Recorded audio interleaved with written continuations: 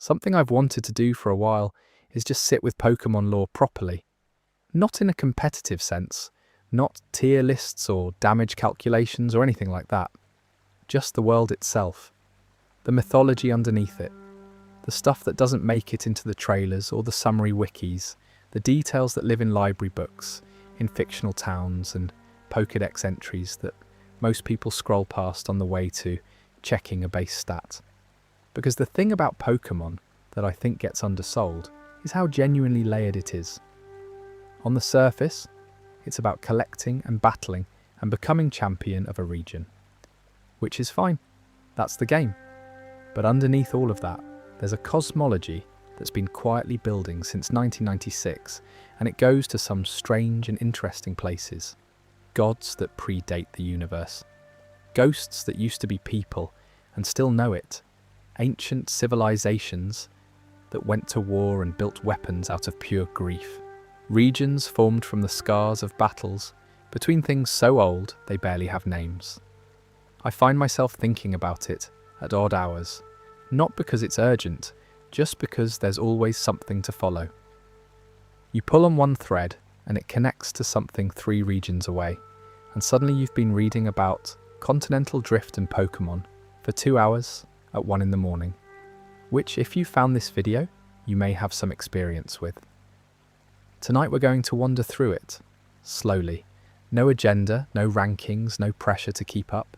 We'll start at the very beginning, which in the case of the Pokemon world means before the universe existed, and then we'll move through regions and legends and specific Pokemon whose lore deserves more time than the games give them.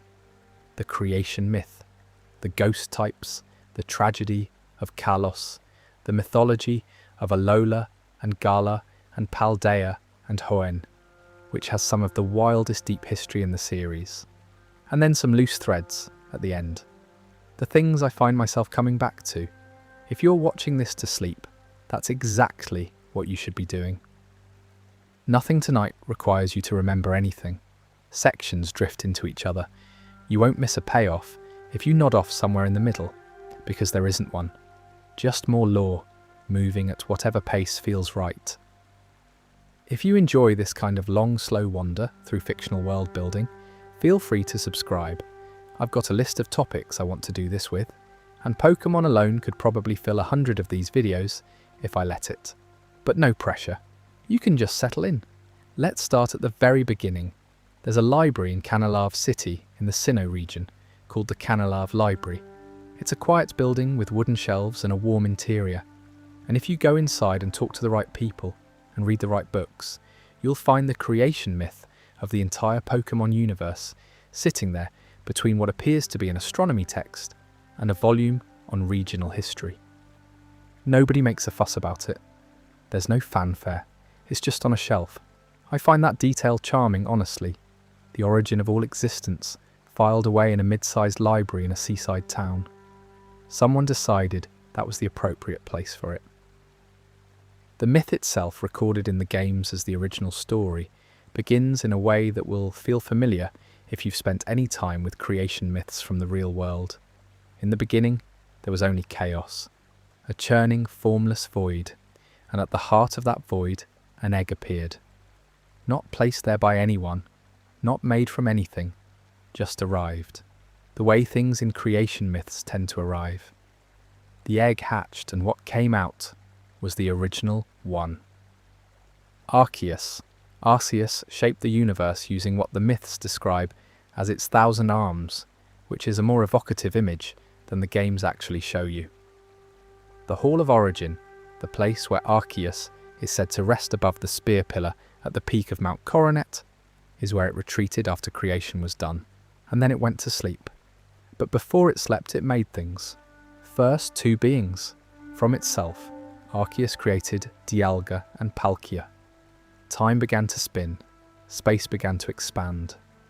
Those 2 lines from the myth are doing a lot of work in very few words, the idea that time and space didn't exist until specific entities were made to embody them. Not that Dialga and Palkia control time and space in the sense of having power over external forces. They are time and space. Dialga isn't a creature with temporal abilities. Dialga is the reason time flows. When Dialga exists, time moves. That's a meaningful distinction, and it becomes important later when Cyrus tries to collapse the universe by using them against each other. Then Arceus made 3 more, Uxie, Mesprit and Azelf. The 2 great beings wished and matter came to be. The 3 living things wished and spirit came to be. So Dialga and Palkia created the physical substance of existence, and the Lake Trio gave it something to be alive with. Knowledge, emotion, willpower. The things that make a mind rather than just a body. That's what Uxie, Mesprit and Azelf represent respectively. And it's why losing any one of them matters so much in the Sinnoh games. You're not just losing a powerful Pokemon, you're losing one of the foundational pillars of conscious experience. After that, Arceus went to sleep. Job done. Entire universe created. Time for a rest. There's something I genuinely enjoy about how understated that ending is. The god of all Pokemon, having made existence itself, just went to bed. Very sensible. Now, the myth has a problem, which is that it's missing something. Cynthia, the Sinnoh champion, mentions this if you speak to her in the right place during the game. When the world was made, Dialga and Palkia appeared. Apparently, there was one more Pokemon that appeared at the same time. The creation myth doesn't mention it. Its name is not in the written version. That Pokemon is Giratina. And the reason it's absent from the myth is that someone removed it. Not lost, deliberately erased. The records in the Canalave library simply don't include Giratina, even though it was created alongside the others. At some point between the creation of the universe and the writing down of the creation story, Giratina ended up not appearing in the written version, which is a fairly significant editorial decision when you're talking about the origin of all things. Giratina was banished, the myth tells us in fragments, due to its violent nature. So it was created, it was violent, it was banished to a dimension called the Distortion World, and then its name was removed from the founding document of reality.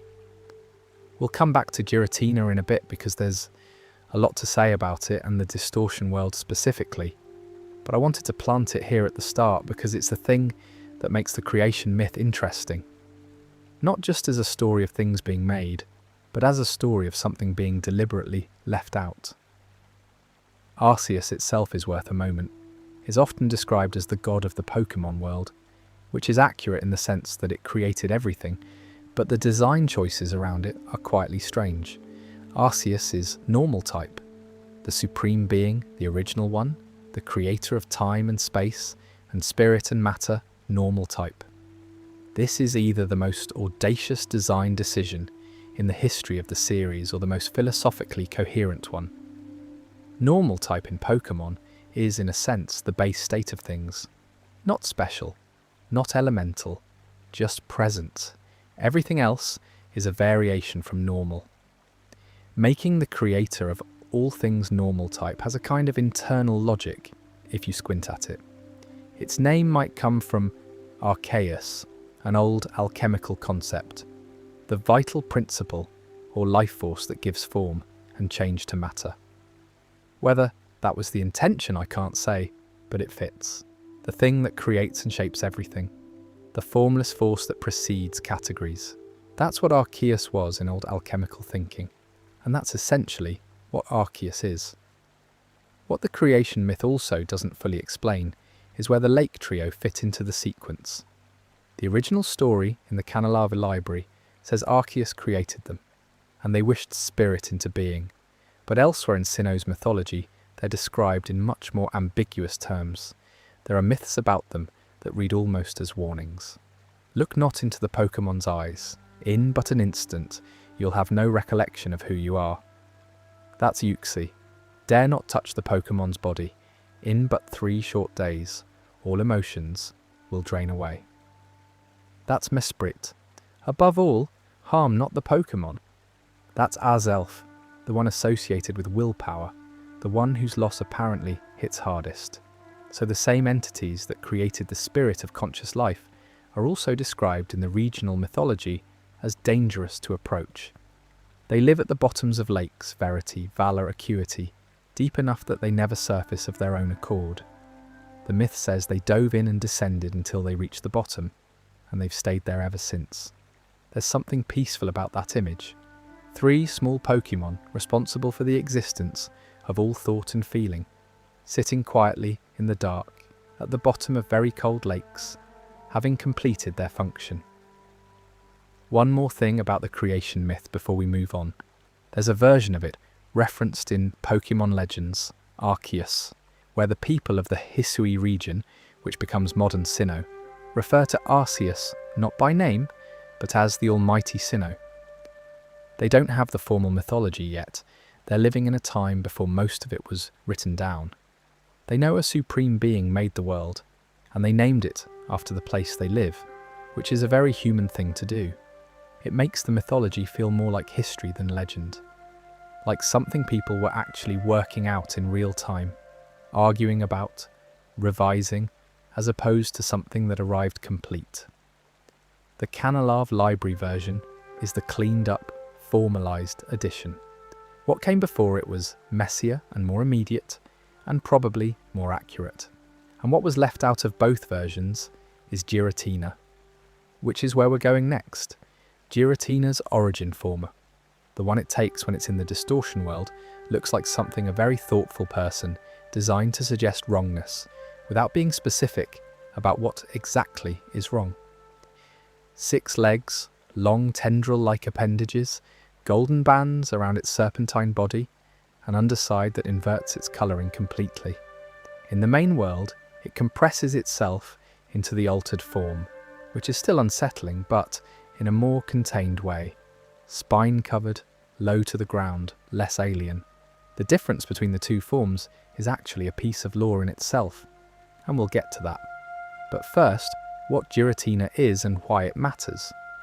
The official account, as much as there is one, is this. Arceus created Giratina alongside Dialga and Palkia. Giratina was violent by nature. Arceus banished it to the distortion world because of this violence. The end. That's the entire explanation offered by the games, and it has always seemed insufficient to me because it raises more questions than it answers. Giratina was created violent by Arceus, which made it knowing what it was making, because Arceus is the creator of all things, and presumably has some idea what it's producing. So Arceus made a violent thing, and then punished it for being the thing it was made to be, and then removed its name from the founding mythology of the universe. That's a complicated sequence of decisions for a deity, and the games don't interrogate it, which is fine. It leaves the ambiguity productive, but it's worth sitting with.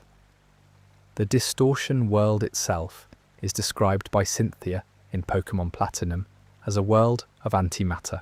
This is the canonical explanation, and it sounds satisfying until you actually think about what antimatter is, which I spent a slightly embarrassing amount of time doing. Matter and antimatter annihilate each other on contact. That's the physics of it.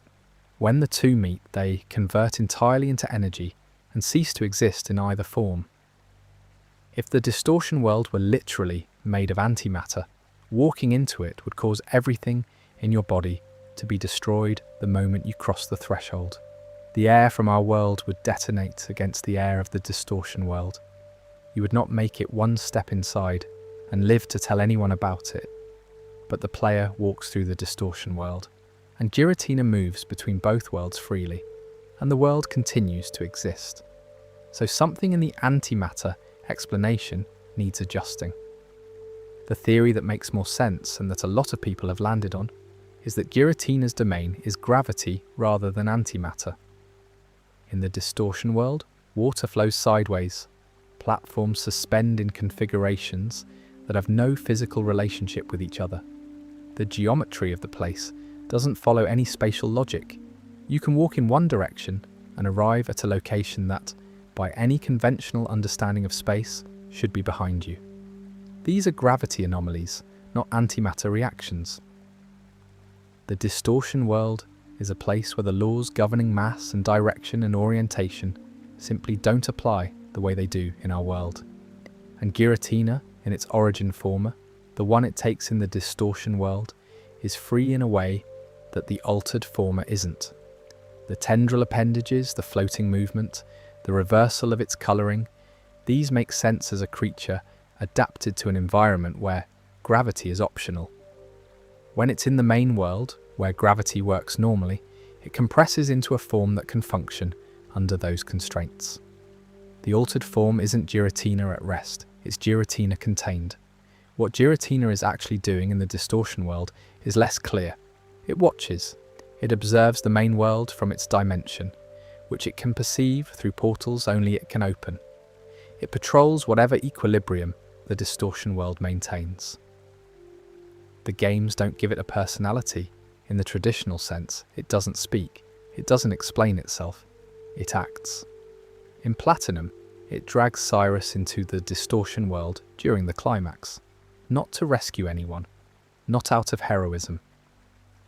Cyrus's plan, to destroy the universe's spirit, the emotional and volitional qualities that make life what it is, would have destabilized the distortion world, along with everything else. Giratina acted to prevent that, but not because it cares about people, because the alternative was bad for Giratina's dimension, which is, I think, the right way to characterize Giratina. Not a villain, not a hero, an entity with its own interests, existing in a space that nobody else can reach, doing what it needs to do to maintain that space. The banishment narrative frames it as a punishment, and maybe it is. But the distortion world isn't nothing. It's vast and strange, and entirely Giratina's. Whether exile and sovereignty are the same thing, or opposites, probably depends on how you look at it. The philosophical wrinkle that I find most interesting about Giratina's situation is this. If Dialga is time and Palkia is space, then the creation myth implies that between them time and space cover everything that exists. They're the fundamental coordinates of reality, but Giratina's domain, whatever it actually is, antimatter, gravity, inverse physics, exists outside of both. The distortion world doesn't follow the rules of either time or space in the conventional sense, which means Giratina rules something that isn't supposed to be possible within the framework of what Dialga and Palkia govern. Whether Arceus intended that, or whether it's an accidental consequence of creating a third thing alongside the first two, nobody says. But it means Giratina isn't just an exile. It's evidence that the creation myth, clean and logical as it seems, left some residual category unaccounted for. There's a small detail in the Pokemon Legends Arceus game worth noting here. Volo, a character we'll come back to later, has an obsessive interest in Giratina, and in that game, you actually encounter and battle it. The encounter is at the Temple of Sinnoh, and the game's version of the environment captures the disorientation better than the Platinum version did. The platforms are more genuinely impossible. The light is wrong in ways that are hard to specify. It feels less like a place you entered, and more like a place that decided to include you. Giratina's name was taken out of the creation myth because it was violent, but it's still there, underneath everything, in a dimension that predates the written records of the world above it. The mythology was edited, Giratina wasn't. Now, before the universe had its peculiarities sorted out, Arceus created a set of beings to manage its main operations. Dialga and Palkia handle the metaphysics, the Lake Trio handle the spirit. And then there are the regional powers, the legendary trios of each region, which are a different kind of cosmic architecture entirely. Let's talk about those. Pokemon loves a trio. This is not a secret. There is almost no region in the series that doesn't have at least one group of 3 legendary Pokemon arranged around a shared theme. And usually, there's a fourth one above them who seems to be in charge but never quite explains how. It's a consistent structural choice across 25 years of games. And the interesting thing isn't the pattern itself, but what each trio is actually about. Some of them are decorative, aesthetically matched, loosely connected, existing mostly to give you something to chase. And some of them are carrying real mythological weight. Let's focus on the ones doing actual work. Kanto has the legendary birds, Articuno, Zapdos, Moltres, ice, electric, fire. There's very little written mythology attached to them in the original games. They exist in remote locations, the Seafoam Islands, the power plant, Victory Road, and that's essentially all the games tell you. No origin story, no religious tradition, no formal role in the region's history. They're just there, in the difficult places, waiting, which is interesting in itself, honestly. Kanto's the region least concerned with its own mythology. It gives you the world and almost none of the explanation for it. The legendary birds are powerful and untethered. No narrative, no purpose assigned to them by the game. There's a kind of honesty in that. Not everything needs a reason. Some things are just very old and very powerful, and they live in cold caves. The three don't even seem particularly related to each other. Articuno is solitary and sad according to its entries. Zapdos feeds on electrical storms. Moltres heals itself in volcano lava. They share a type pattern and not much else. Johto is more generous with its mythology, and the legendary beasts, Suicune, Raikou, Entei, have an actual origin story, which is one of the genuinely affecting pieces of lore in the series. 150 years before the events of Gold and Silver, the brass tower in Ecruteak City caught fire. It's not entirely clear how a lightning strike, most accounts say, during a storm, while the Rainbow Tower, on the other side of the city, remained untouched. 3 Pokémon were caught in the fire and died inside the brass tower. Ho-Oh, flying overhead, descended and resurrected them. Those 3 Pokémon are Suicune, Raikou and Entei. What they were before the fire, we don't know. Their original identities are gone. What they became is defined entirely by the event of their own death. Raikou embodies the lightning that caused the fire, Entei the fire that consumed them, Suicune the rain that extinguished it. They carry the elements of their own destruction as their fundamental nature, which is a quietly extraordinary piece of design when you think about it. Their existence is inseparable from how they died. And then they run. The legendary beasts, for the entire duration of the Gold and Silver games, spend their time fleeing from you. They do attack. They don't seek out conflict. They appear on your Pokédex as moving dots that shift location every time you take a step. You have to chase them across the entire region to encounter them at all, and when you do, they flee after one turn. The reason for this is never stated explicitly, but it feels right. They were killed by something humans failed to prevent. They were given new life by something that wasn't human. Why would they stay? They have no obligation to people. Ho-Oh gave them existence, and they've been in motion ever since. Lugia and Ho-Oh sit above the Johto birds and beasts as the region's primary legendary pair, and they're worth considering together because they work as a system. Ho-Oh lives at the top of the bell tower, rebuilt as the tin tower in the games. In Ecruteak, a city defined by its reverence for Pokémon and the past. It's associated with the sky, with life, with the sacred flames of the tower. Lugia lives at the bottom of the Whirl Islands, in a hidden chamber deep inside the caves, accessible only by navigating the island's inner passages. Guardian of the Seas, which is a strange title for something that can clearly fly, and the games never really resolve that strangeness. The implication, developed more in the anime than the games, is that Lugia withdrew. It's so powerful that simply being near it causes storms.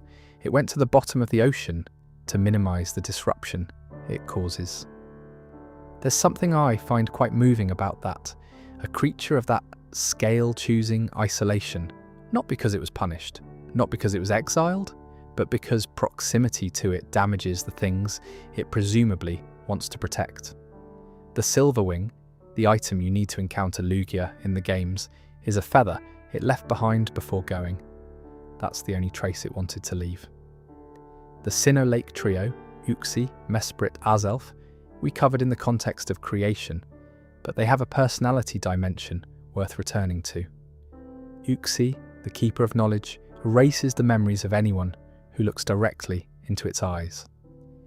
The explanation some interpretations offer is that it wants to ensure no single creature holds all knowledge, which is either a protective instinct or an authoritarian one, depending on how you read it. I find myself going back and forth.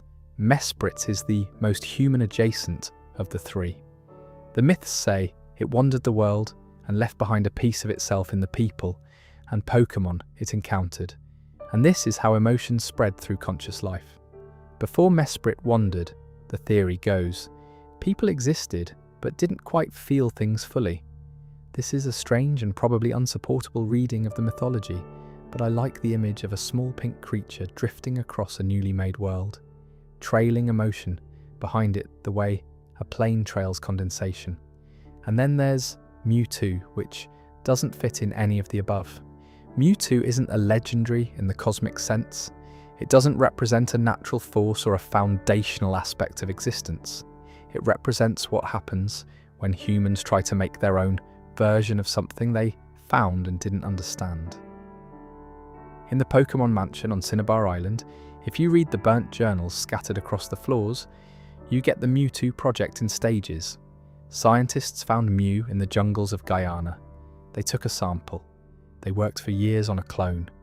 The journals describe growing excitement, and then toward the end, something shifting. The entries get shorter, there's a gap, and then simply, Mewtwo has escaped. The mansion is abandoned and burned. There's no further entry.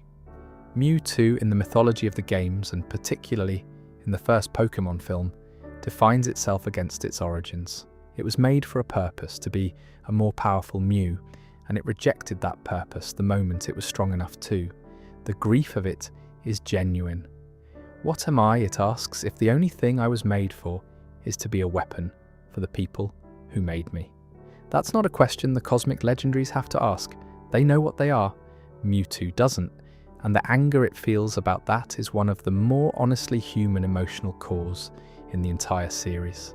It's the only legendary that is defined entirely by its absence from the natural order.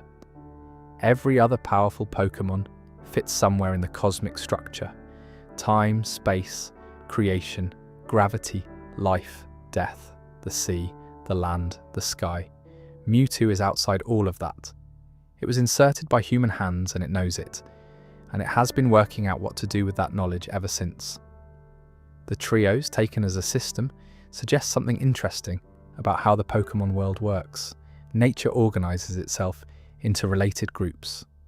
Life and death, time and space, knowledge and emotion and will, lightning and fire and water.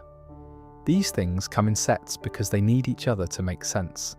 And then you have Mewtwo, alone, deliberate, created outside any natural set, belonging to no system, answering to nothing.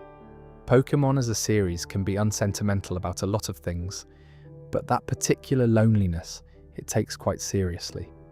Now there's an entire category of Pokemon whose existence raises questions that the world of trios and legendaries doesn't prepare you for, because some Pokemon aren't about cosmic forces or ancient agreements between elements. Some of them are just about what happens after a person dies and something goes wrong with the process. The ghost type in Pokemon is doing something that no other type quite manages. Fire types are hot, water types are wet. Even psychic types, which could be interesting, mostly just means the Pokemon is good at thinking. But ghost type isn't a characteristic, it's a condition. Something becomes a ghost because of what happened to it. The type is a category of event as much as a category of creature, and a significant number of ghost Pokemon, when you read their Pokédex entries carefully, turn out to have been people. Yamask is the one everyone mentions, and for good reason. The Black Pokédex entry is about as direct as the games ever get on this particular subject. Each Yamask carries a mask that used to be its face when it was human. Sometimes they look at it and cry, that's it, that's the entry. Each Yamask was a person, died, became something else, and now carries its own former face as an object in a world where children keep them in Pokeballs and make them fight other Pokemon. I don't want to linger on the ethical complications there, because we'd be here for a while, and that's not quite what tonight is about. But the sheer density of what that Pokédex entry implies about the Pokémon world, the fact that there is a type of ghost Pokémon that is provably a dead human, is worth acknowledging. The Galarian Yamask introduced in Sword and Shield has a variation. A cursed clay tablet possessed a Yamask instead of it carrying a face. The tablet absorbs the Yamask's darkness. So in Galar they apparently have haunted archaeology, which the game treats as a totally normal thing to encounter in a foggy grassland. Gengar is more ambiguous. Most of its Pokédex entries describe its behaviour. It hides in shadows, it causes chills, it particularly enjoys human warmth, and tends to congregate around people it finds interesting. The Pokémon Moon entry says something more specific. It is said to have been a human in a former life. Not as confirmed fact, just as something that is said, which the Pokédex is careful about, and it's a significant distinction. But then there are the other entries.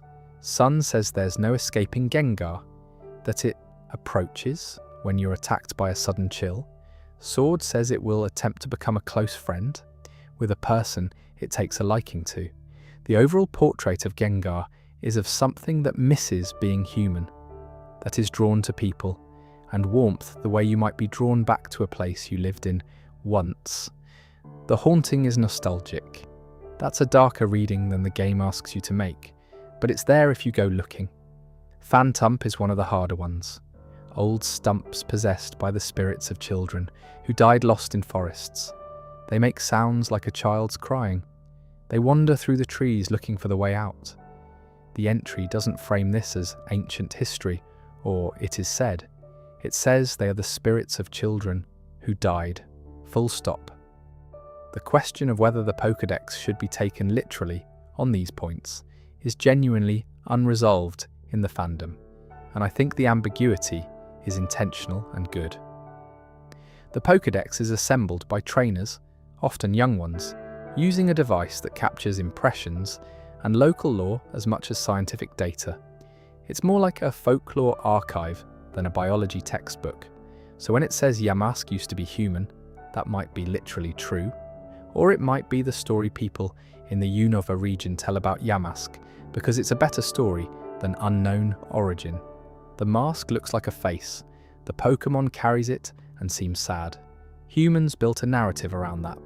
That's what humans do. But the entries are specific enough, in enough cases, that the most straightforward reading is often the most unsettling one. Shedinja is something different from all of the above. It doesn't have a human origin. What it is, mechanically and lore-wise, is genuinely strange. When Nincada evolves into Ninjask, it leaves behind its shed exoskeleton.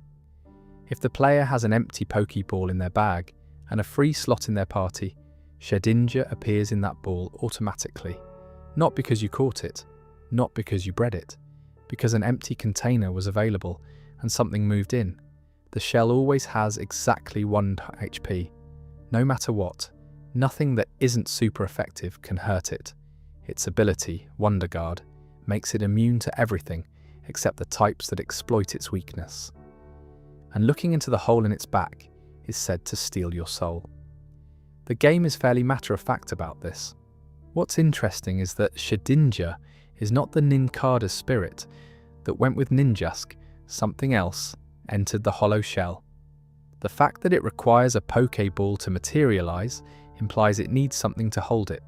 Without the container, it apparently can't cohere into something catchable. The ball provides a shape for it. Whatever moved into the shed skin of a bug was waiting for a vessel. Spiritomb is something different again. A great many spirits, specifically 108 of them, bound into a keystone stone 500 years before the games. As punishment for crimes, the game doesn't specify. The keystone was placed in an odd stone on Route 209 in Sinnoh, and there it stayed. The number 108 appears everywhere in Spiritomb. Its Sinnoh Pokédex number is 108. Its weight is 108 kilograms. Its defense and special defense stats are both 108.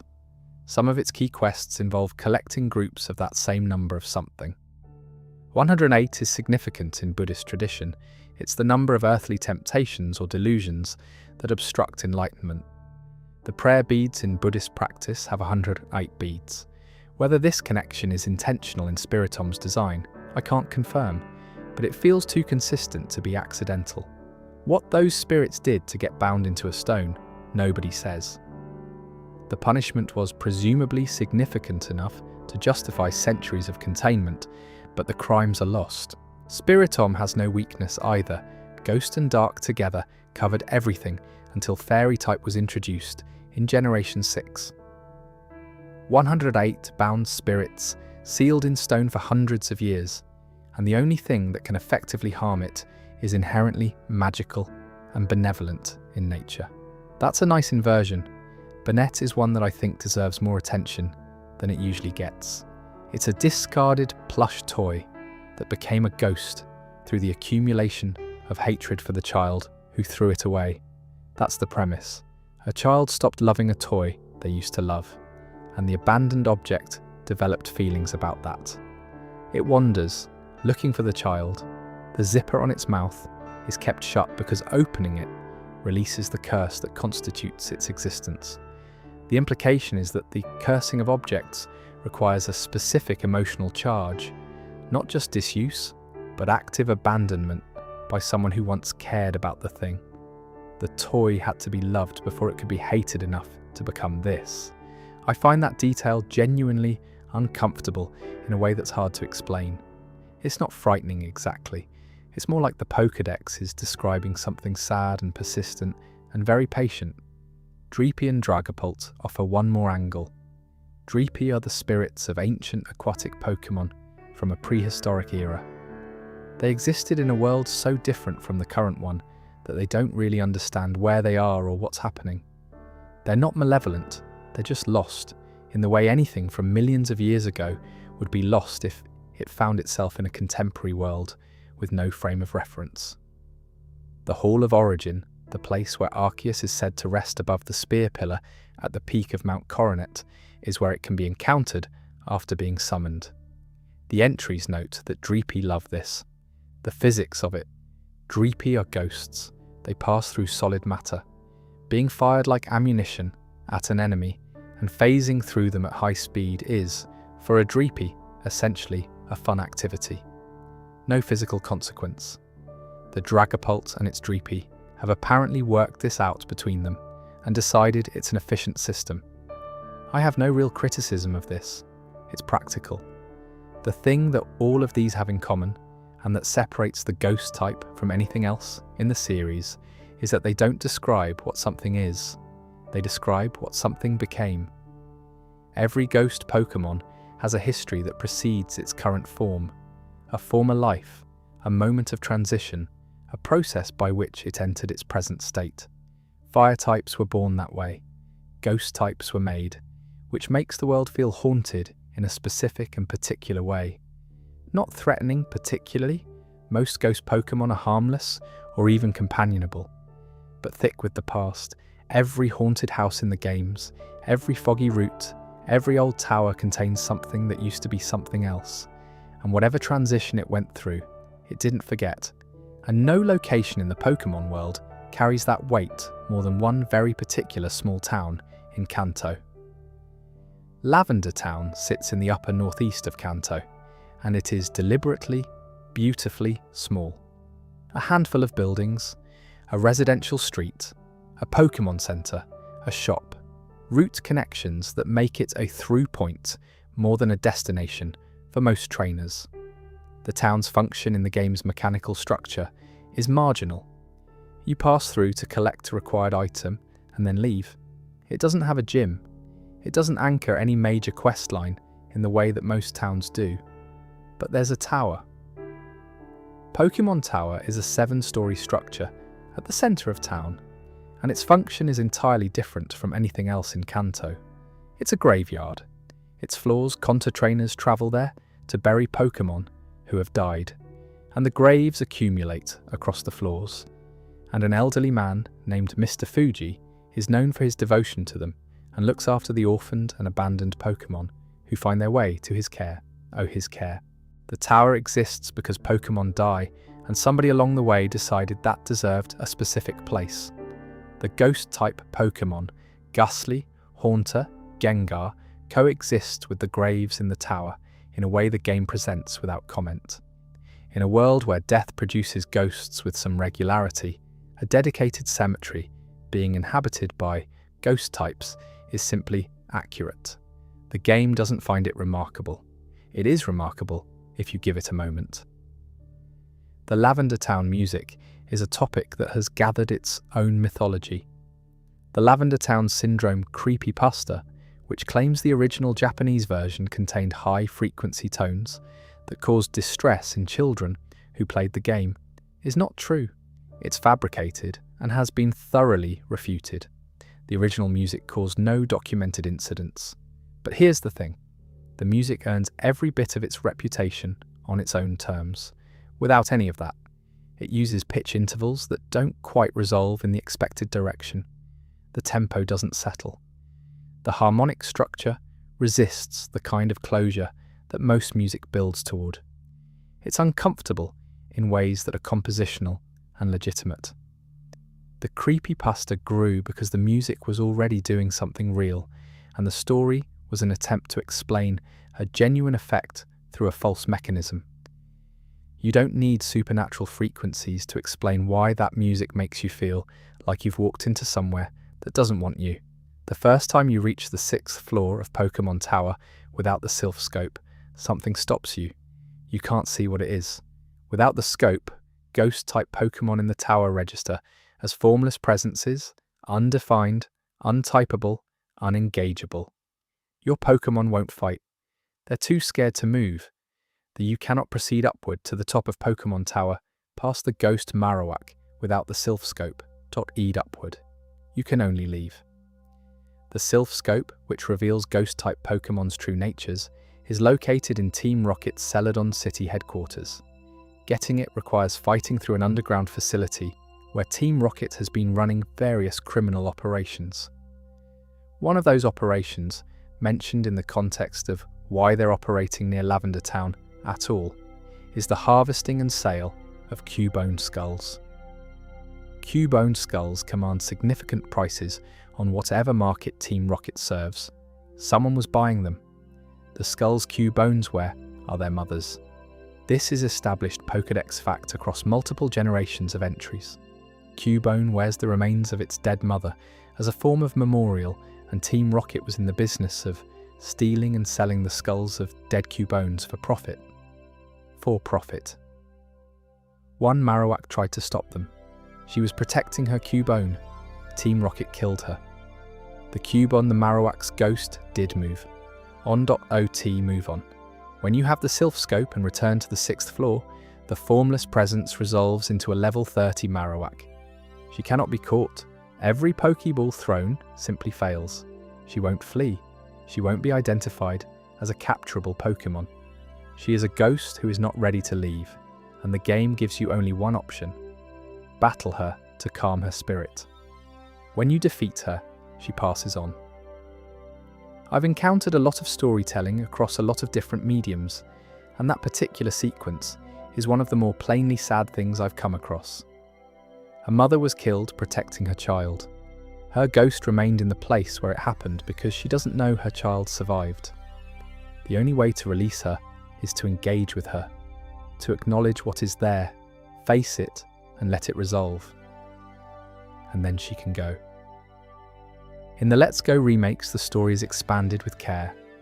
The Cubone was kidnapped by Team Rocket after wandering from Lavender Town in distress, and you rescue it during the Hideout storyline.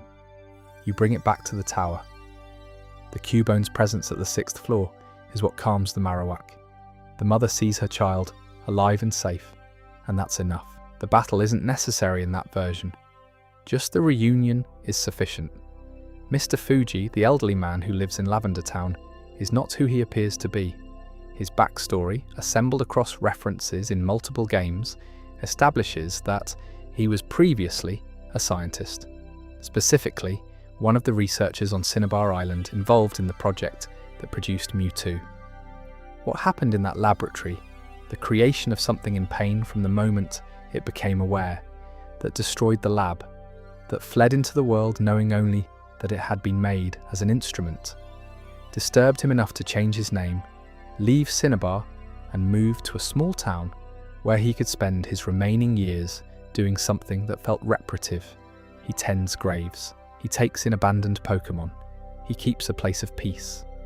Whether he consciously understands that he's doing penance is something the games leave open. He's just an old man in Lavender Town who is very careful with the things in his care. When Team Rocket invades the tower and takes him hostage on the upper floors, there's a layer of irony the games don't comment on. The organisation committing the latest act of Pokemon exploitation is imprisoning the man who has spent years trying to quietly atone for a different one. His guilt brought him to this particular town. The thing he's guilty of followed him. The Pokédex entries for Cubone have a logical problem that players have been noting since the games were released. Every Cubone wears its dead mother's skull. The species is defined by this, but Cubones come from Marowaks, which means every Marowak produced a Cubone who then lost it before reaching independence. This doesn't work as biology. You cannot sustain a species on a model where every breeding individual dies before their offspring is self-sufficient. The resolution most people reach is that the Pokédex is being mythological rather than literal. Cubone is grief made visible as a creature. The skull is a symbol. It represents the weight of loss, the carrying of what was lost, the inability to put down what happened. The Pokédex is telling you what Cubone means, not what the demographics of the Marowak population look like. Some entries in the Pokédex work this way. They give you the emotional truth of a Pokemon rather than the biological one. But the Lavender Town Marowak isn't a symbol. She's specific. She has a particular child who was in particular danger from particular people, and she died in a specific place doing a specific thing. The specificity is what makes it in gold and silver. Set 3 years after the events of Red and Blue, the Pokemon Tower has been converted into the Kanto Radio Tower.ADO Tower. The graves were moved, some to a small structure called the House of Memories, some underground. The 7-story graveyard became a broadcast facility, transmitting radio programs across the region. The game treats this as progress. The feeling it produces if you played the original games first is of something being built over, not maliciously, just because that's what time does. The House of Memories has a headstone that reads, "Your Pokemon are always with you." In a world where ghosts are real, where the dead sometimes linger in places they loved, where a mother's grief was strong enough to occupy an entire floor of a building for an indeterminate number of years, that phrase sits somewhere between comfort and literal statement. In Lavender Town, both of those things seem equally possible. The old chateau in Sinnoh plays a related role, an empty manor in Eterna Forest, accessible only through the trees, with a history the game communicates entirely through visual implication and a single piece of NPC dialogue. A girl in a frilly dress appears in certain rooms and vanishes when approached. An old man stands at the entrance to a specific room and vanishes. Their Pokédex data, when you find and catch the Rotom hidden in the television, implies they've been there for a very long time. But unlike the Pokemon Tower, the chateau offers no resolution, no calming of spirits, no moment of acknowledgement. The ghosts just stay. You leave when you're done. Sinnoh handles its haunting differently from Kanto. Where Kanto concentrated its grief in one tower with a specific narrative, Sinnoh distributes it across the region in smaller, stranger configurations that don't resolve. The old chateau just has rooms with things in them that shouldn't still be there, and the game respects those things enough to not explain them away. You encounter Azer for the first time in Lumiose City, and he doesn't explain himself. He's enormous, visually out of scale with every NPC and the player character, towering in a way that reads as abnormal rather than simply large. He walks with the unhurried pace of someone who's been walking for a very long time and has stopped forming opinions about the act of walking itself. His eyes have a quality that's hard to describe in the game's visual language. but the impression is of someone whose attention is divided between what's in front of them and several other things that aren't in the current frame. He appears several more times across Pokemon X and Y, always briefly, always with a few words that don't quite explain who he is or what he's doing there, always moving through a scene as though he arrived before the scene did. The game withholds his story almost until the very end, because the story is, in a quiet sense, the entire history of the Kalos region. 3,000 years before the events of X and Y, there was a war. The game doesn't tell you what the war was about.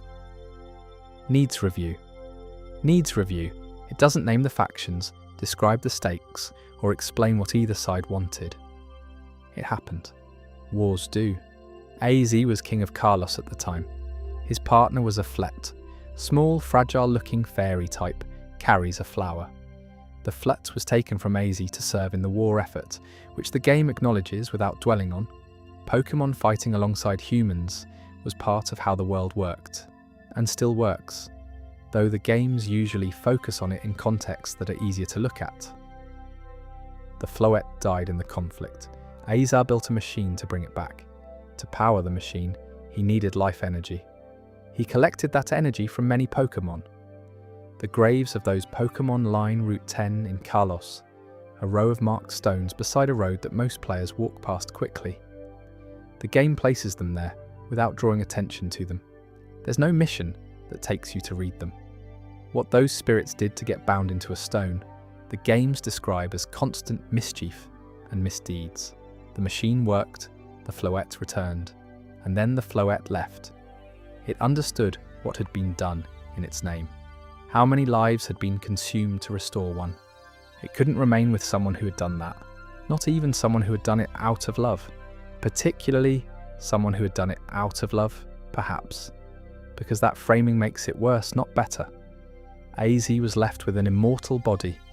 The machine's power transformed him, made him unable to die in the normal way, enlarged him into the figure he is now, and an empty room, and a war still going on outside. He turned the machine into a weapon. The game calls it the ultimate weapon. He aimed it at both sides of the conflict and fired. The weapon didn't distinguish between armies or civilians or intent.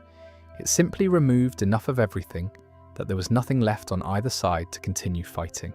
His brother, horrified by what had been done, buried the weapon underground in what would eventually become Gyosenge Town. AZ kept the key.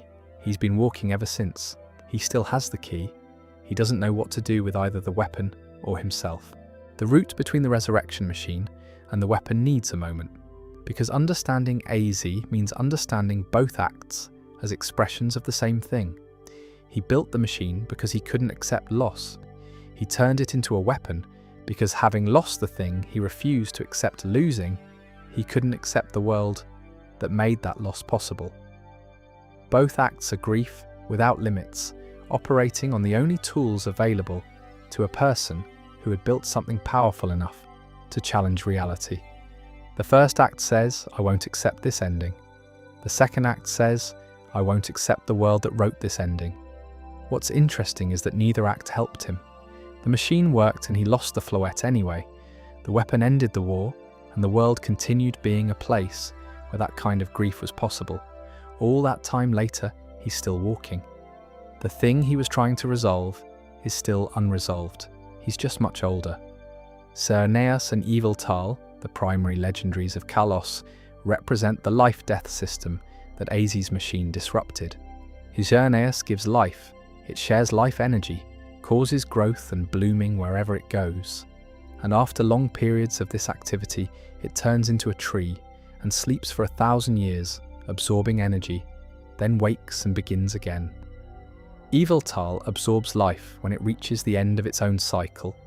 It spreads its wings and draws in the vitality of everything around it, enters a cocoon, eventually re-emerges. They're not moral opposites, they're phases of the same continuous process. Life given, life returned, the exchange ongoing. The life energy AZ used to power the machine was energy removed from this cycle, drawn from the Pokemon buried on Route 10 and not returned. Xerneas's function includes restoring it gradually over geological time, but the immediate disruption, the weapon itself, when activated by Team Flare during X and Y, does not prompt Zygarde to appear. The weapon itself, when fired again by Team Flare during X and Y, prompts Zygarde to appear. Zygarde is Carlos's third legendary, and its relationship to the other two is ecological rather than elemental. It's a monitor and an enforcer. It exists in distributed form across the Carlos region as individual cells, small organisms scattered throughout the ecosystem that assemble when the balance is threatened. Its 10% form, which looks like a dog, assembles from 10 cells. Its 50% form, serpentine, from 50. Its complete form, which can exceed either Xerneas or Yveltal in power, from all 100. The complete form only manifests when the threat is serious enough to justify it. The fact that AZ's actions back then were serious enough to prompt Zygarde's assembly tells you something about the scale. The fact that Team Flare's repetition of those actions prompts it again tells you the system learns nothing from the first time. Team Flare is, in structural terms, AZ's story told by someone with worse motivations and a philosophy to go with them. Lysandre wants to use the ultimate weapon to clear the world of what he considers impurity, specifically the people he doesn't think deserve the world's resources or beauty. He wants to fire it again, at a different target and for an ideological reason rather than a grief-driven one. He actually does fire it. The weapon fires. Zygarde appears. Lysandre is defeated eventually. The difference in motivation between AZ and Lysandre is the thing the game keeps returning to. AZ fired the weapon in grief, without philosophy, because the war had taken something he couldn't survive losing. Lysandre fires it with an elaborate ideology behind it, having thought carefully about what kind of world he wants and who gets to be in it. AZ's version is more understandable. Lysandre's version is more chilling precisely because it's thought through. AZ, at the end of the game, watches the weapon being prepared again from inside a building where he's been held.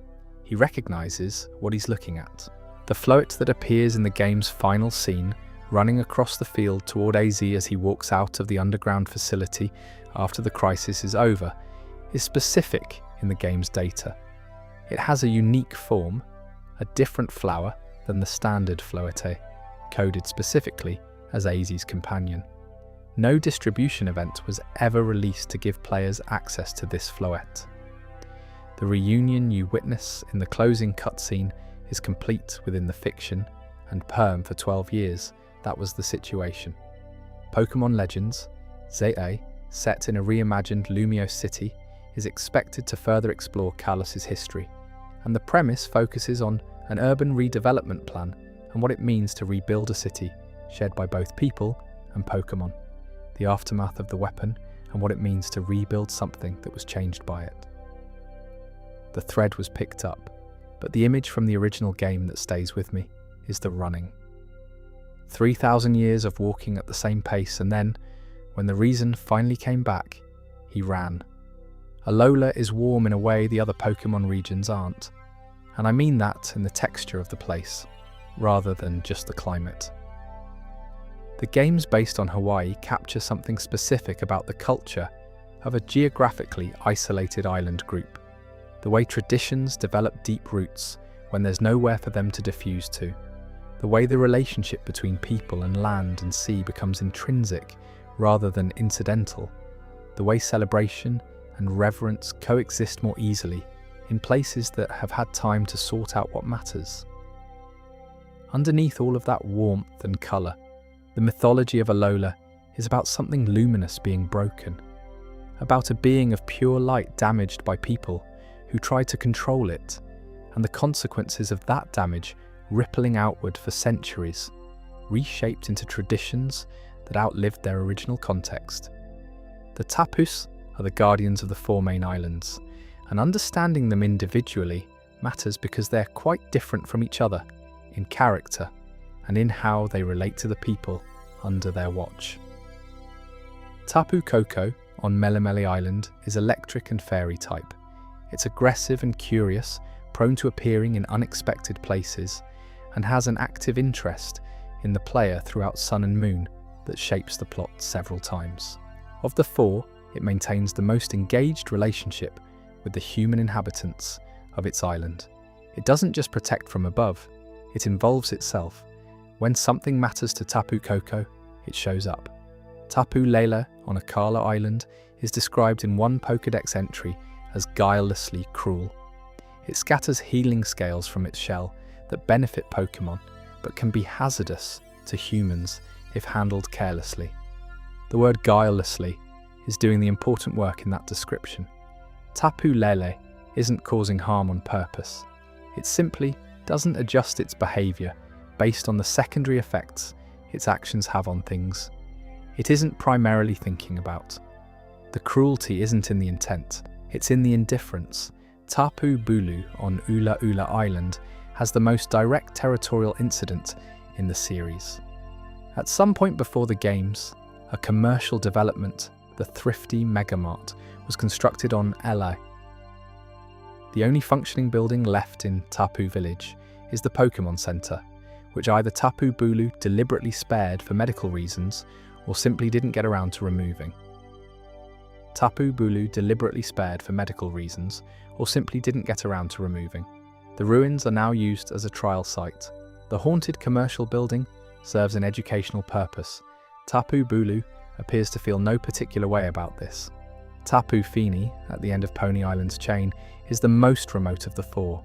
It creates a mist that induces visions. Within this mist, people report seeing those who have died, hearing voices from the past.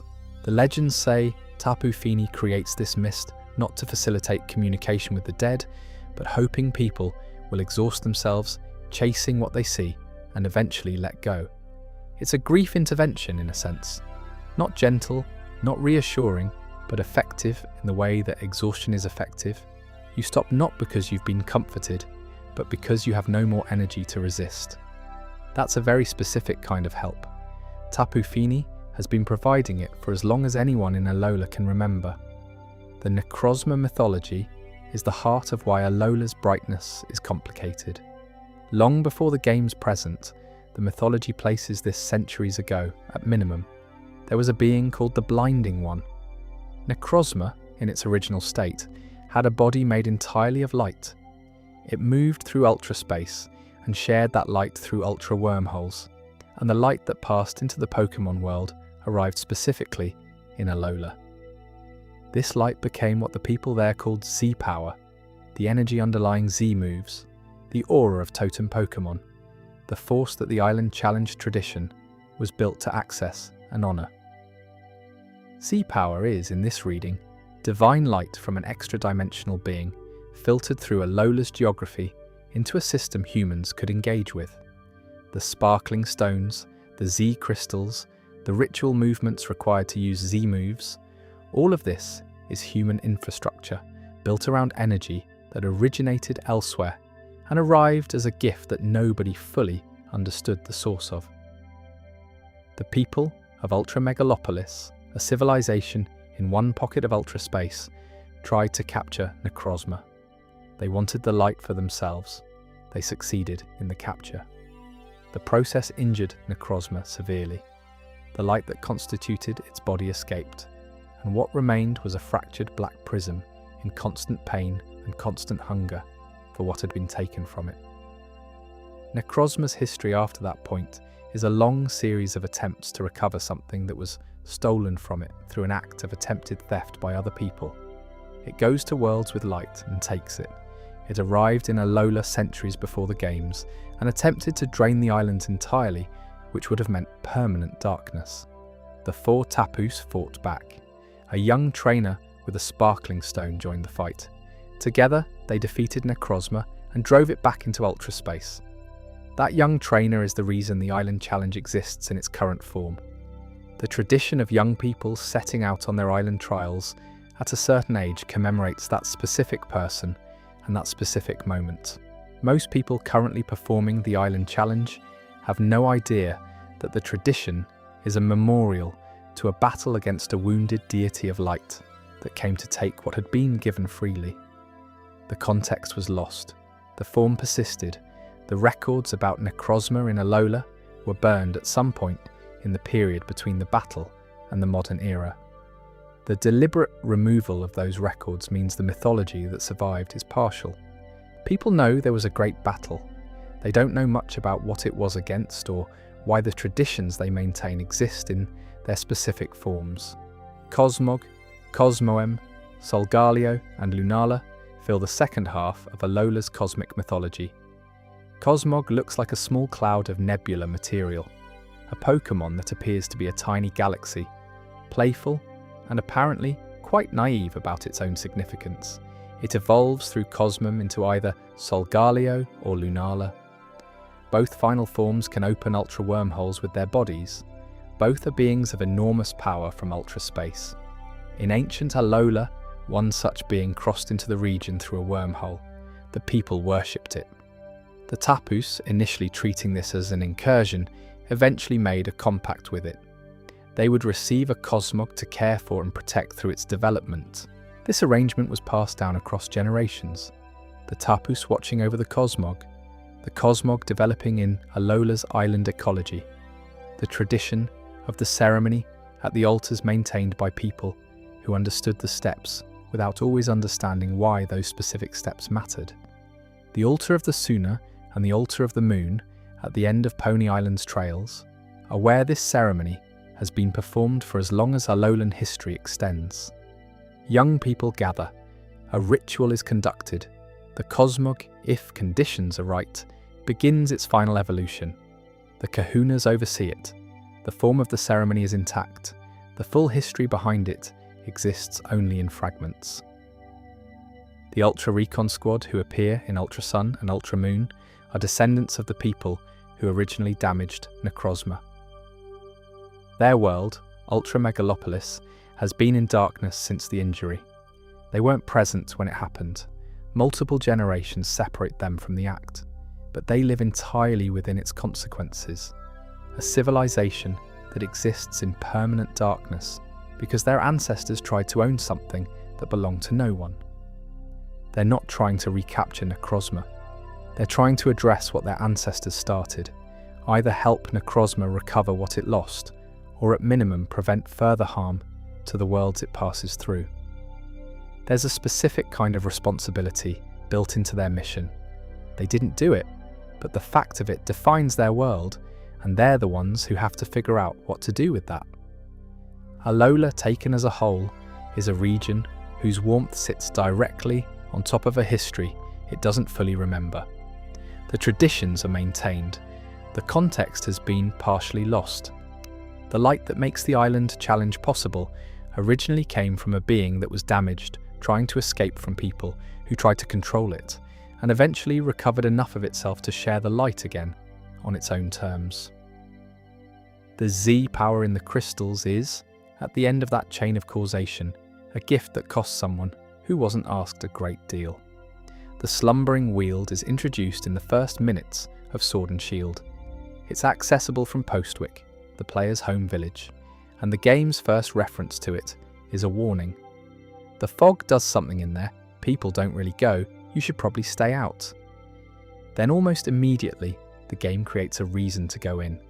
Your rival's Wooloo has wandered inside, and someone needs to retrieve it. In the fog, you encounter two shapes, large, indistinct through the mist. Your Pokémon won't fight them. The Pokéballs bounce away harmlessly.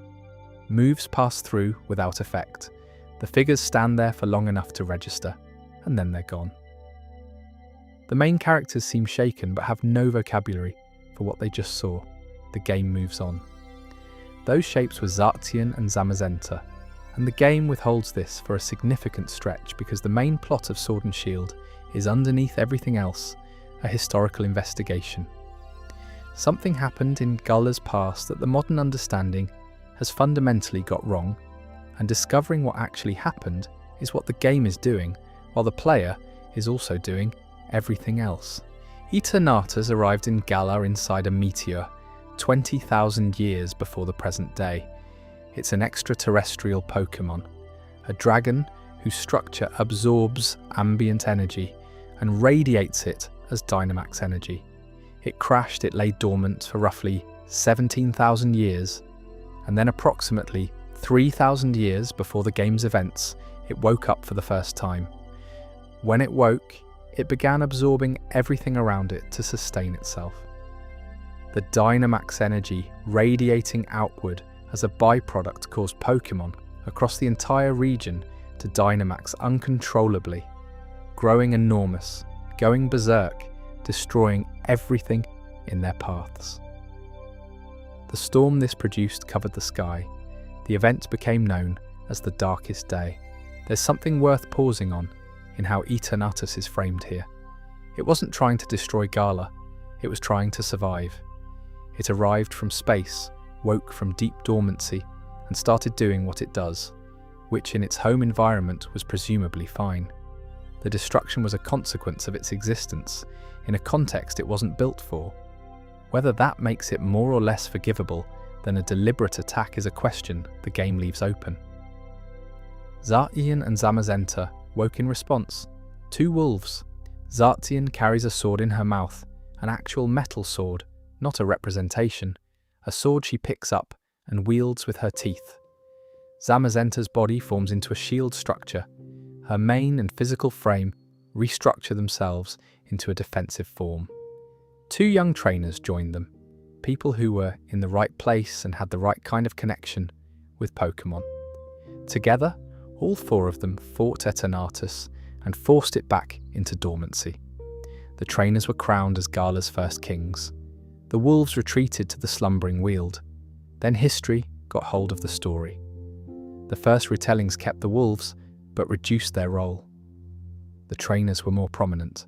The next wave of retellings reduced the wolves further and elevated the human element more. Then versions began appearing where the wolves were absent entirely, and the event was attributed to a human hero with a sword and a shield, the weapons becoming attributes of the person rather than objects wielded by Pokemon. By the time of Sword and Shield, Galar has multiple contradictory official accounts of the Darkest Day. None of a tapestry in the vault shows two young heroes with the sword and shield present, but the wolves themselves unseen. A tapestry in the vault shows two young kings with the almost no version of the Darkest Day story agrees completely with any other. The history was revised multiple times by multiple parties with multiple interests, and the revision process eventually produced multiple differing accounts across the various official continuities. Revision process eventually produced several equally authoritative, incompatible accounts. Sonia, the professor's granddaughter, spends the game reconstructing what actually happened. She finds the buried statue of Zacian and Zamazenta under a later mural in Stow-on-Side. She cross-references surviving texts. She assembles the true account from fragments and publishes it as a book at the game's end. The implication running through the game about what state Zacian and Zamazenta are actually in is worth taking seriously. The rusty sword and rusty shield, found early in the slumbering Weald and treated as decorative artifacts, are the weapons from the battle. The word relics implies the beings who wielded them are not present in the same way they were. When the second Darkest Day begins and Eternatus wakes again, the wolves remanifest in their full-crowned forms, as though the threat itself is what recalls them. Whether this is the return of living creatures from deep sleep, or something more like a spiritual re-embodiment prompted by genuine need, the game doesn't resolve. But the wolves who appear at the end of the game feel like something that has been called rather than something that was simply waiting. Every wishing star that falls in Galar traces back to Eternatus, every power spot that enables Dynamax battles in the game's stadiums. The Dynamax energy that defines the competitive culture of the region, the sporting event architecture built around it, the entire league structure that makes Galar's version of Pokemon training what it is, all of it is built on energy radiated by the sleeping Eternatus under Hammerlocker. The thing that caused the Darkest Day became an industry. The wound became an economy. Chairman Rose knows this, which is why his motivation makes a certain kind of sense, even as his method makes none. He calculates that Galar's energy reserves, if consumed at current rates, will be insufficient approximately 1,000 years from now. He identifies Eternatus as an effectively infinite energy source. He wakes it during the championship final, the most televised event in the country, because he has done the math and concluded the risk is acceptable relative to the benefit. He is not deluded, he is not malicious, he is wrong in his core assumption that Eternatus can be managed once woken, and the consequences of that wrongness play out immediately. Swordwood and Shielbert, the antagonists of the post-game, are descendants of the original kings and are furious that Sonia's published account credits Pokemon with saving the region rather than their royal ancestors. They want the record corrected. They spend the post-game causing chaos to try to restore the human-centered narrative. Their obsession with genealogical credit for a battle their ancestors fought is the game's way of making a point about what it means to build identity out of history that's been filtered through ego. The actual wolves don't care at all. They were there. They know what happened. They went back to the forest. The great crater of Paldea is visible from almost everywhere on the map. It sits dead center, a vast bowl covered in clouds, grey and unresolved against everything around it. You can see it from the academy roof, from the highest mountain roads, from the coastal paths on the east and west sides of the region. It is the most prominent geographical feature of Paldea, and for the bulk of the game, the one place you cannot go. The map marks it with cloud cover. You cannot land there. There is a gate, the Zero Gate, but it requires clearances you don't have until the story is ready. The crater is what the game is holding back, and what it finally reveals is the best and strangest section of Scarlet and Violet. The Great Crater itself formed approximately 1 million years before the game's events. Paldea grew around it. The mountain ranges, the central plateau, the coastal geography, all developed in relation to the crater's pre-existing presence. It's not a feature of Paldea. Paldea is arranged around it. The crater was there first. The Paldean Empire, which dominated the region about 2,000 years before the present day, sent multiple expeditions into the crater, searching for what their records called a legendary treasure. The history of these expeditions, assembled from various references across the game, is a record of sustained expensive failure. The crater's depth and environment defeated everyone who entered it. The financial cost of maintaining repeated exploration programs contributed to the Empire's eventual decline. A civilization partially bankrupted itself, trying to reach something it couldn't explain and couldn't get to. What's inside is Area Zero, and it is not what the Empire imagined. The descent through the crater begins beyond the cloud layer, and the first thing you notice is that Area Zero has its own weather, its own atmosphere, separated from Paldea above by the crater walls and cloud cover. The second thing is the terra crystals, geometric, translucent, growing from every surface in formations that don't look geological in any conventional way. They appear in small clusters at the upper levels and become denser and stranger the further down you go through the 4 research stations. The Terrastol phenomenon, Scarlet and Violet's central battle mechanic, which allows Pokemon to crystallize and change their type, originates from these crystal formations. The energy they produce extends throughout the Paldea region at large, though it's most concentrated at the source. The competitive and training culture of Paldea, the Terrastol battles in gyms and in the academy, is built on an ambient radiation from something 1 million years old at the bottom of a hole that most people have never been near. An explorer named Heath, working approximately 200 years before the game, produced the accounts that became the Scarlet Book or Violet Book, depending on which version you're playing. Heath descended into Area Zero and documented Pokemon that matched nothing in any existing record. Some appeared to be ancient versions of recognizable species, primitive, larger, structured differently from their modern forms. Others appeared to be technological constructs, clearly built rather than evolved, looking like far future versions of familiar Pokémon.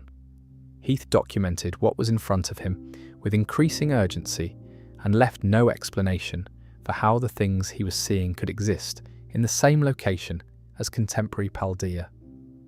The books passed through history until they reached a professor 10 years before the game's events, who read them and decided to find out. Professor Sada, or Professor Turo, depending on the version, built a time machine in Area Zero's deepest accessible laboratory.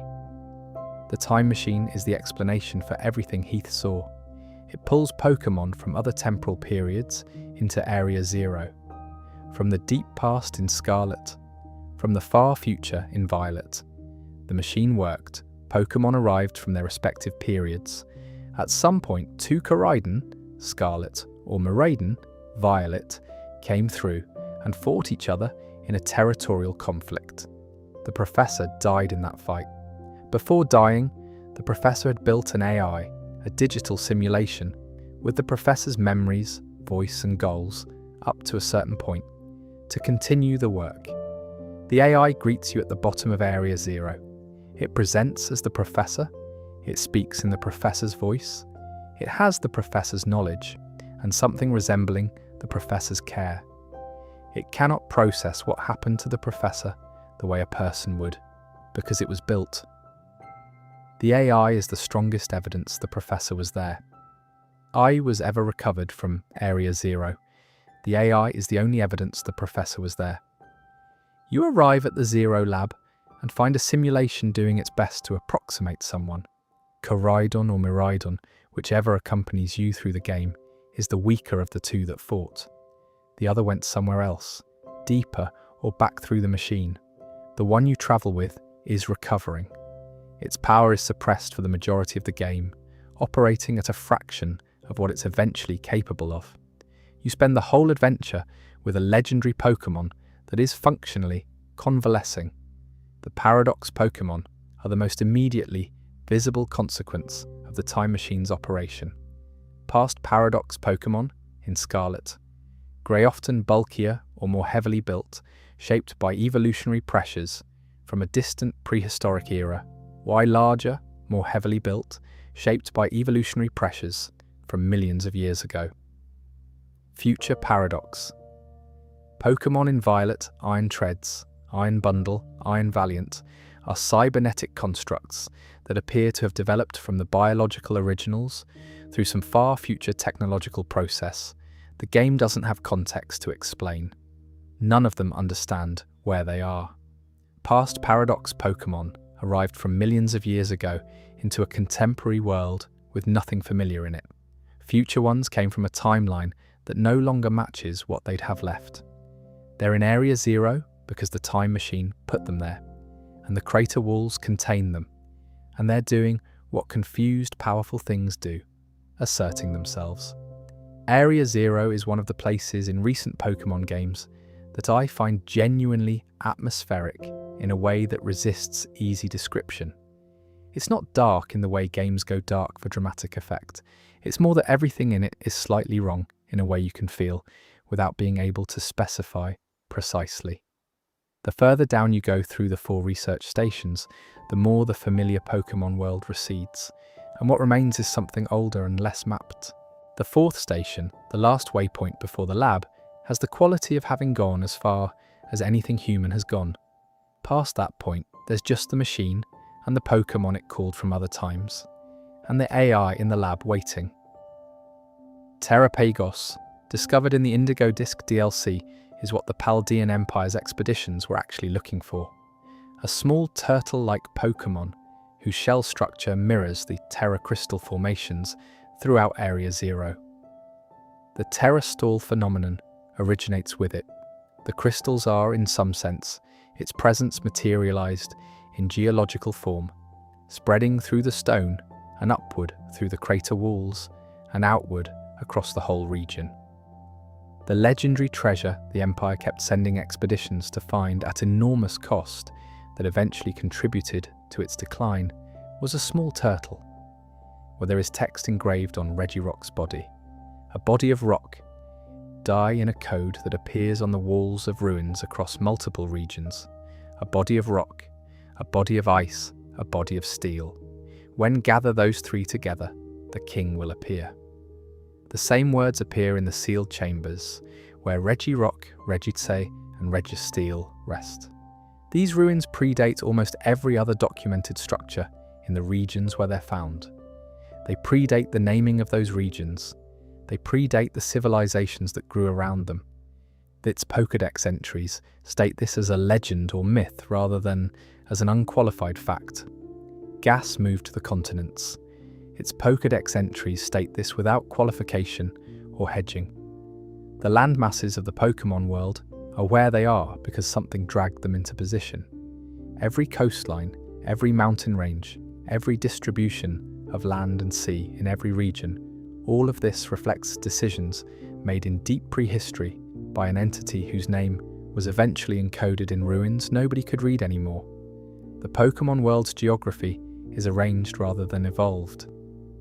After position Regis from ice formed in sustained cold conditions during an ancient ice age.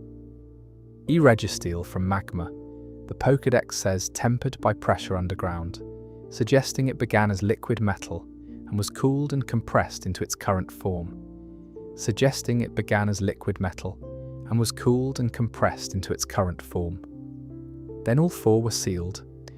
Regigigas in the Snowpoint Temple in Sinnoh, the other three in ruins distributed across different regions, separated to prevent them from ever being in the same location simultaneously. The sealing is attributed to humans who feared Regigigas, which tells you something specific about how the ancient relationship between people and very powerful Pokémon worked, not the idealized partnership of modern training culture. Not the formal agreements of regional governance. Humans encountered something they couldn't understand or manage and sealed it underground. The fact that this appears to have worked is either impressive or deflating, depending on your view of the situation. Regigigas has slow start as its ability, halved attack, and speed for the first 5 turns of any battle. The competitive design reason is obvious. An extraordinarily powerful Pokémon, given a debuff to make it usable without being dominant. The implied narrative reason is that a being sealed for thousands of years takes time to remember what it is. The intention takes time to catch up with the capability. The Colossus that moved continents needs 5 turns to get going because it's been dormant for a geological era. There's something about that which I find quietly affecting in a way I can't fully articulate. Regieleki and Regidrago, added in the Crown Tundra DLC, are described as Regis created later, by humans who had studied the original 3 and attempted to replicate their creation. Regieleki is composed entirely of electrical energy. Its body is a sustained electromagnetic field with just enough cohesion to hold a shape.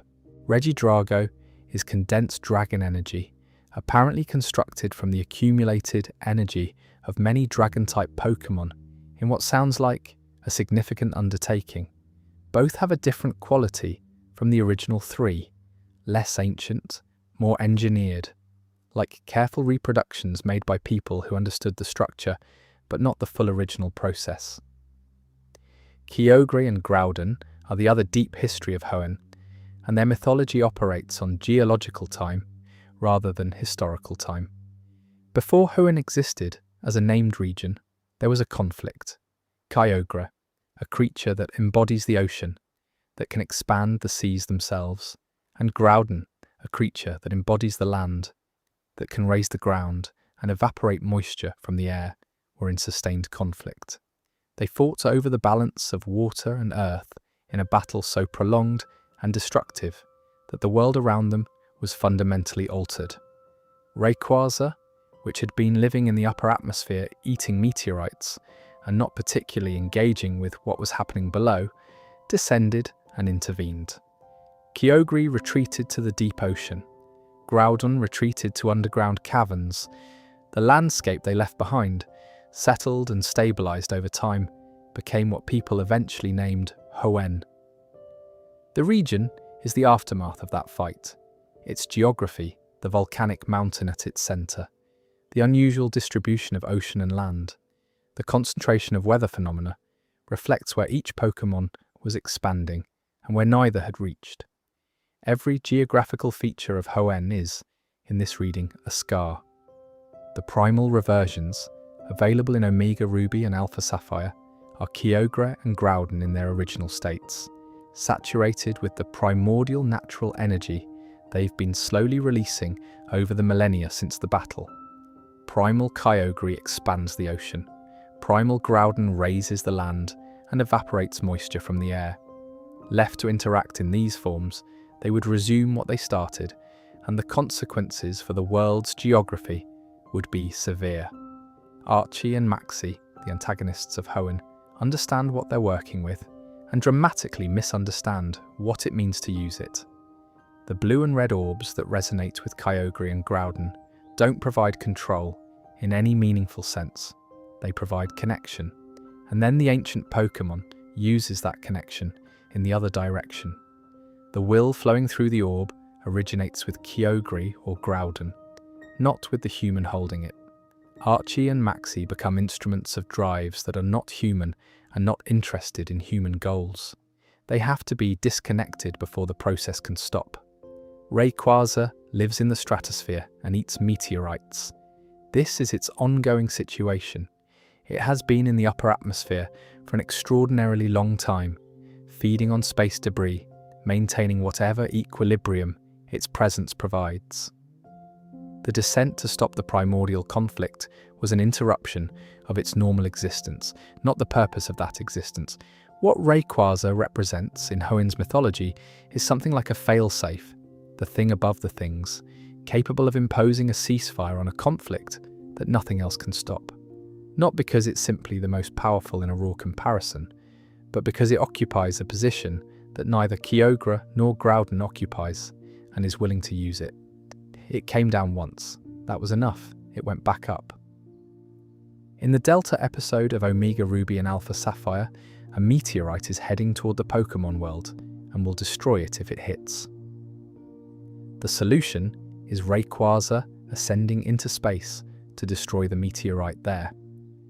For Rayquaza, Mega Evolution is triggered not by an external stone, but by consuming a meteorite fragment, which makes internal sense because Rayquaza has been eating meteorites for thousands of years, and whatever energy or material they carry has been accumulating in it. The energy source for its Mega Evolution is the same category of material as the thing it's going to destroy. Rayquaza goes into space, destroys the meteorite. The game shows this briefly and moves forward. The event that would be the climactic centerpiece of another story is handled in a few minutes, and then life continues. Of course, Rayquaza went to space. It goes to space. That's what it does. The Cave of Origin, where Kyogre or Groudon sleeps, has a quality in the games that text communicates through atmosphere rather than description. Entering it shifts the tone of the game. The interior looks and sounds different from every cave you've explored before. Whatever has been sleeping there left something in the air.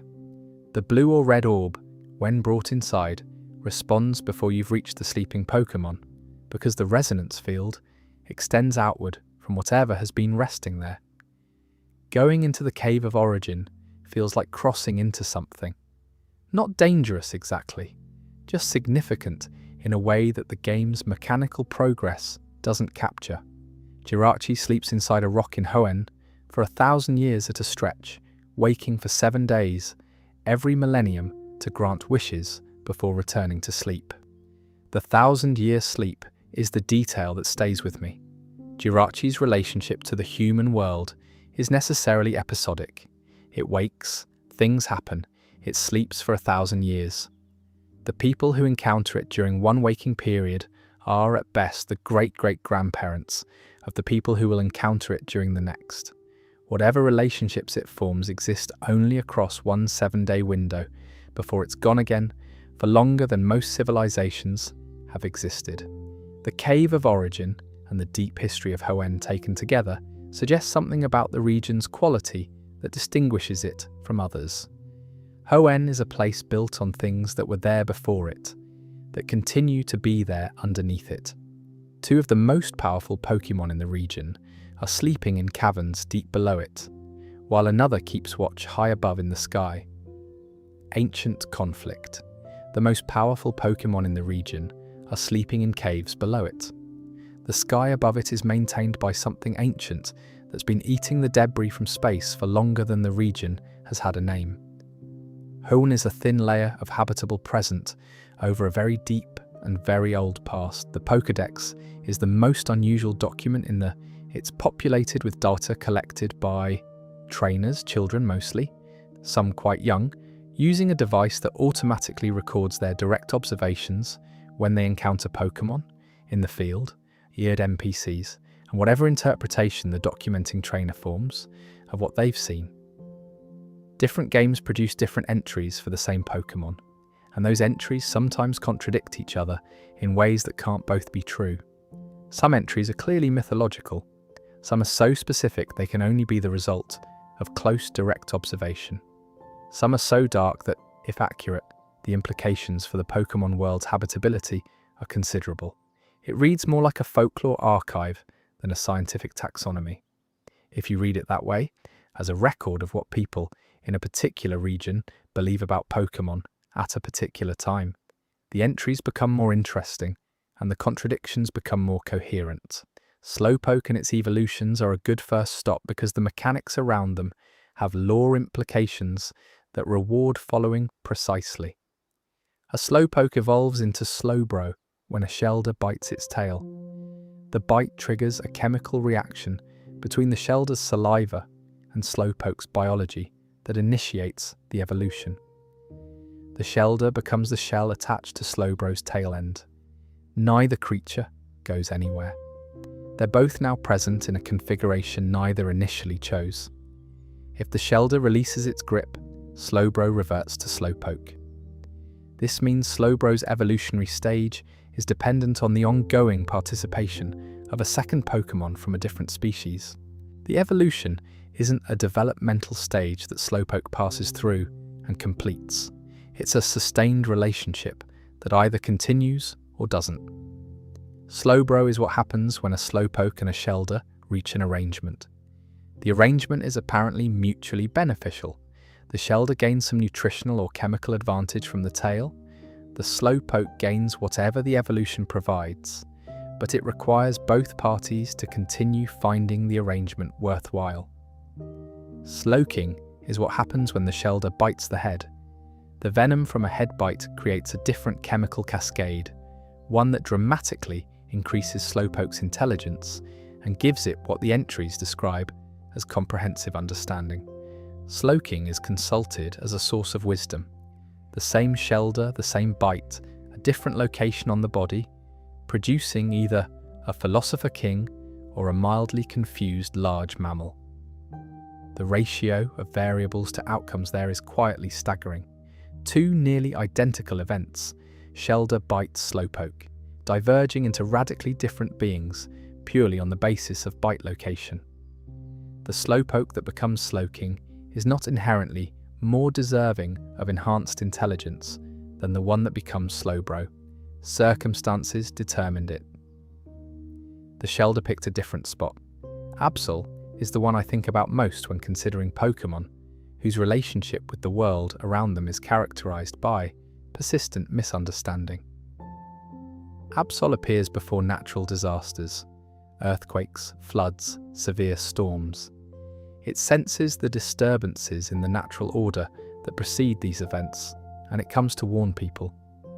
The entries across multiple generations are consistent.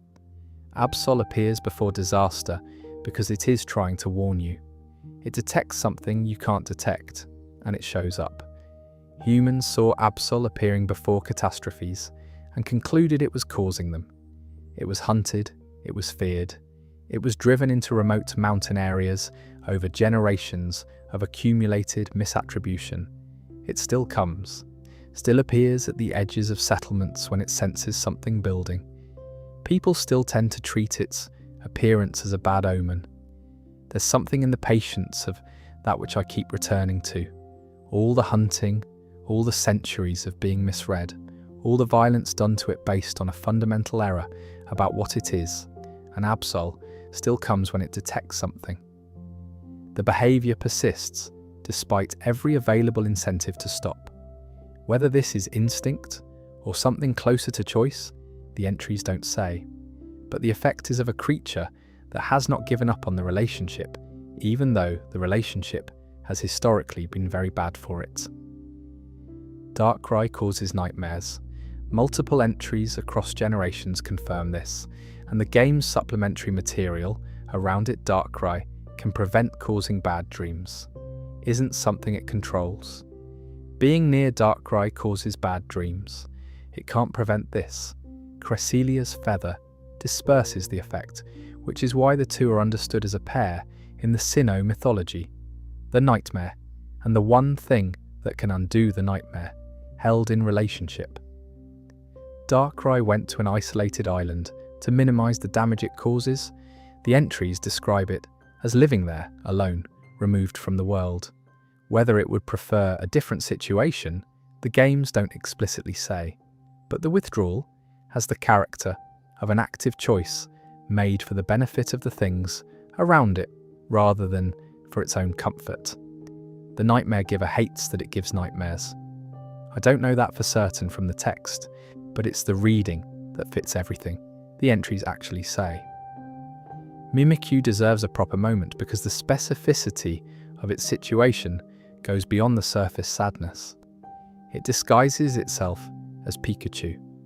The disguise is handmade cloth, with the features drawn rather than modelled, proportions slightly off, materials clearly improvised.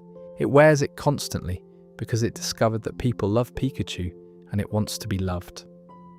What's underneath the cloth causes illness or death to anyone who sees it directly.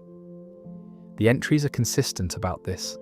Mimikyu's actual form is incompatible with safe direct perception by ordinary beings. So the thing it most wants, to be approached, to be near someone who comes to it willingly, to be seen, is permanently blocked by what it actually is. The disguise is the only available solution, an imperfect simulation of something loved, worn over something that cannot safely be shown. The Sun entry notes that if you damage the disguise, Mimikyu spends the entire night repairing it, so it's ready the next morning. Every morning, the same attempt. Every attempt constrained by the same fundamental limit. The sustained patient hoping in that image is one of the more affecting things in the Pokédex. N from Pokémon Black and White sits outside the ghost type and legendary discussions, but belongs in a conversation about deep Pokémon lore, because his relationship with the series' central premise is the most honest engagement with it the games have produced.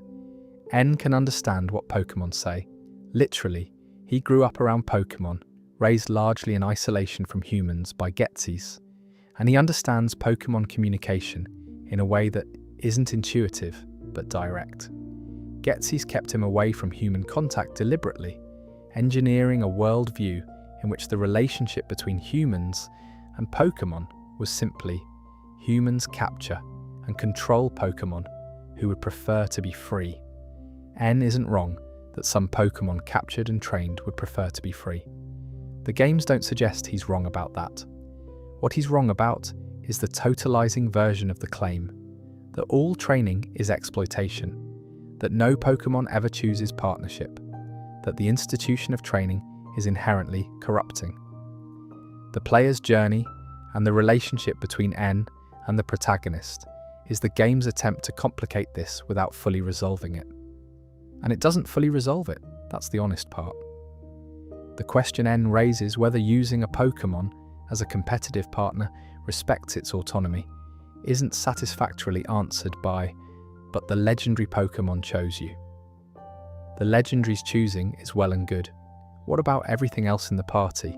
The game's gesture at an answer and move on, because moving on is easier than answering. N doesn't move on.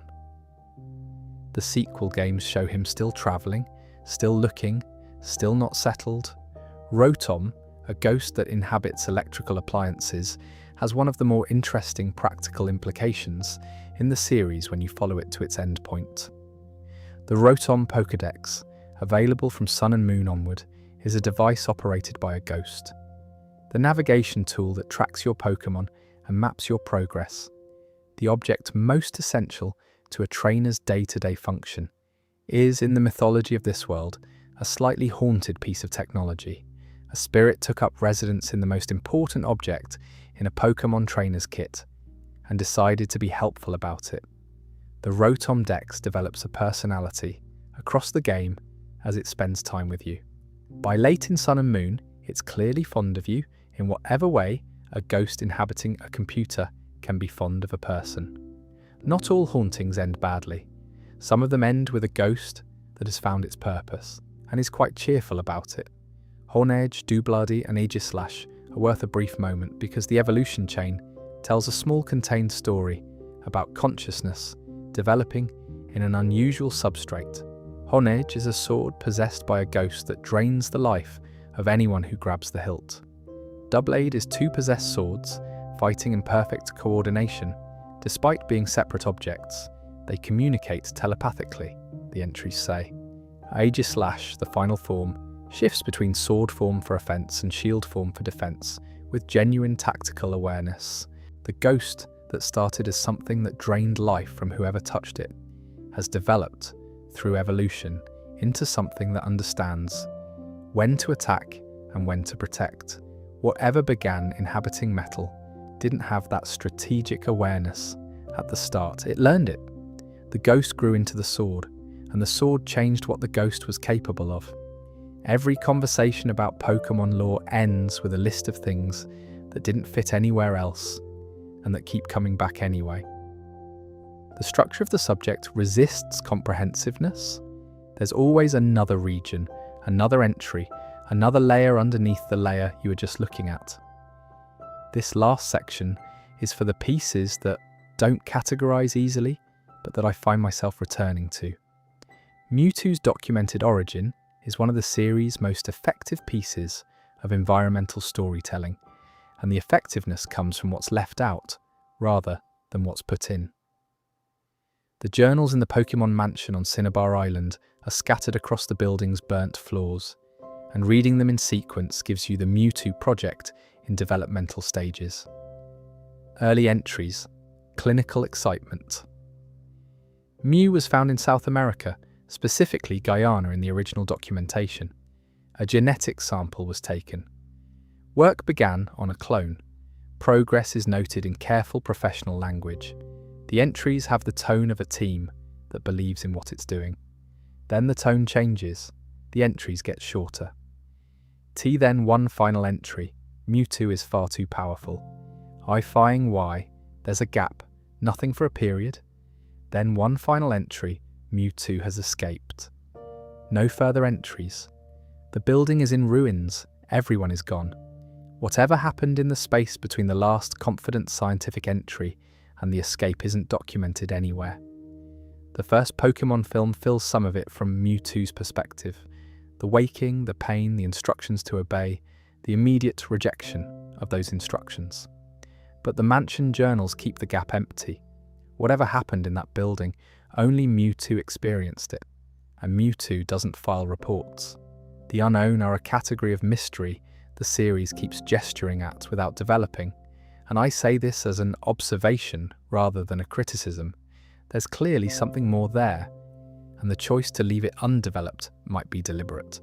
28 forms, one for each letter of the Latin alphabet, plus punctuation marks, appearing carved in ruins across Johto, Sinnoh, the Sevi Islands. The crucial detail is the historical sequence, human writing derived from the unknown's forms, not the other way around. The alphabet was based on these Pokémon. Written language in the Pokémon world has a Pokémon origin.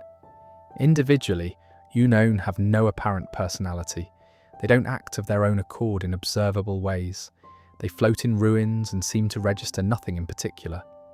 But collectively, concentrated around a powerful enough emotional focus, they become reality-altering.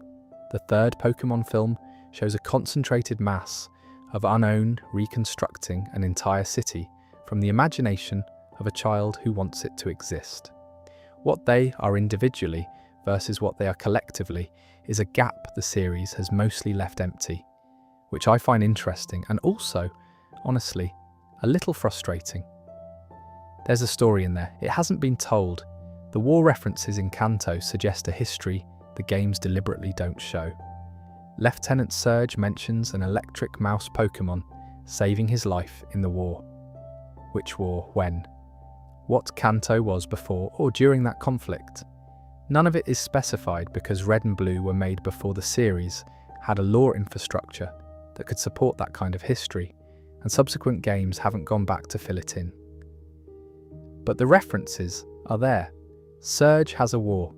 There's a generation of NPCs in Kanto whose backgrounds include a military conflict that happened within living memory and is completely undocumented. Kanto is a region that feels old in the way real places feel old. You sense the history without being given a formatted account of it. The absence of the war's details makes it feel more real, not less.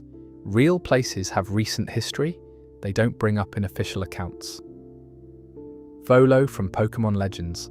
Arceus is one of the better executed long-game villain reveals in recent Pokemon history. He appears throughout the game as a friendly and genuinely useful merchant who shares your interest in Sinnoh mythology and accompanies your quest with authentic-seeming, scholarly enthusiasm. He helps you. The things he helps with are actually useful. His warmth seems real. He is working against you from the beginning. When the reveal comes, his actual goal, the assembled team, the Giratina that was apparently waiting for this moment, his reaction to losing is what stays with me. Genuine confusion. He did everything right. He was more prepared than anyone who had ever attempted what. He's a descendant of the ancient Sinnoh people, like Cogita, who strongly resembles Cynthia, the greatest Pokemon champion in modern Sinnoh. Possibly the most capable battle trainer in the series, Pokemon champion in modern Sinnoh, possibly the most capable battle trainer in the series. Volo and Cynthia share a family tree. The best villain Sinnoh has ever produced and the best champion Sinnoh has ever produced are distantly related. Whether anyone in the present knows this, the game doesn't say. The Pokeball's origin is a thread worth following to its beginning. The modern ball is precision engineering, miniaturizes Pokemon, maintains them in stasis, releases on command.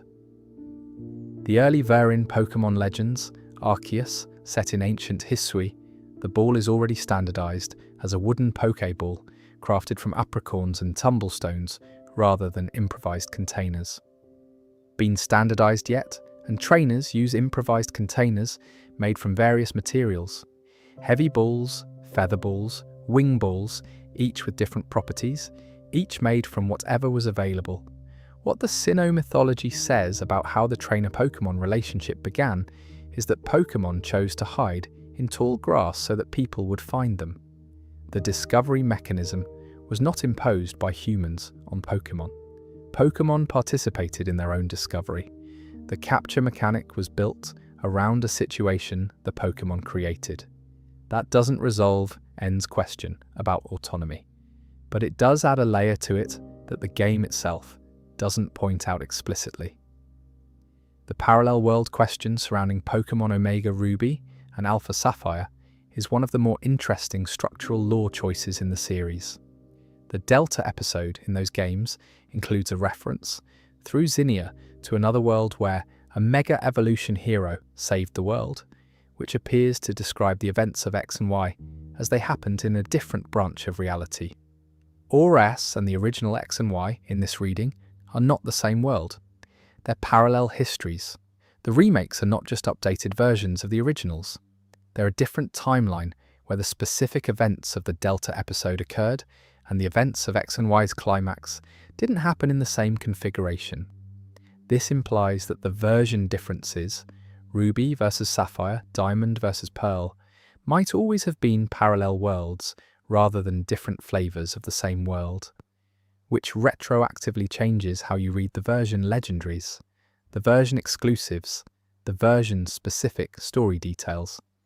The two games aren't different presentations of one adventure. They might be two adjacent worlds where things went slightly differently.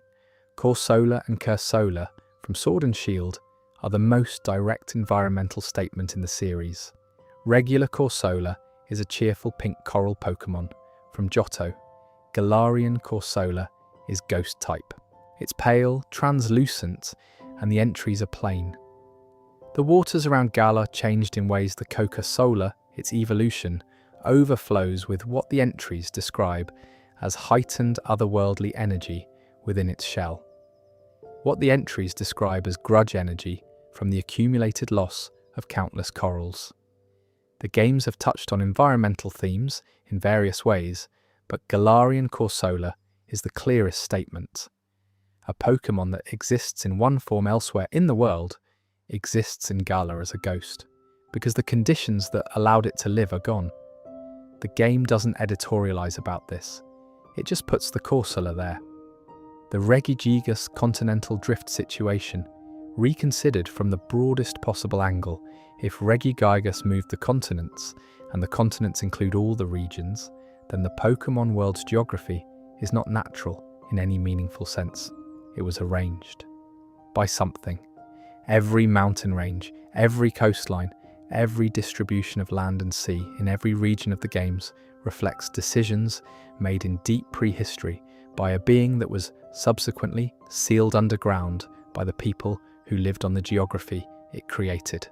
The Pokemon world that exists in the games, every trainer's home region, every route between towns, every ocean separating one region from another, is the world that Regigigas decided it should be. And then humans sealed Regigigas in a basement and tried to forget about it. Regigigas moved the continents. Anyway, here's where you need to go in this dungeon. The game says this with a completely straight face, and the contrast between the scale of what it's describing and the casualness with which it's described is one of those Pokemon details that I find staggering every time I think about it directly. The Pokemon world has been managing things on that scale since before anyone was writing them down.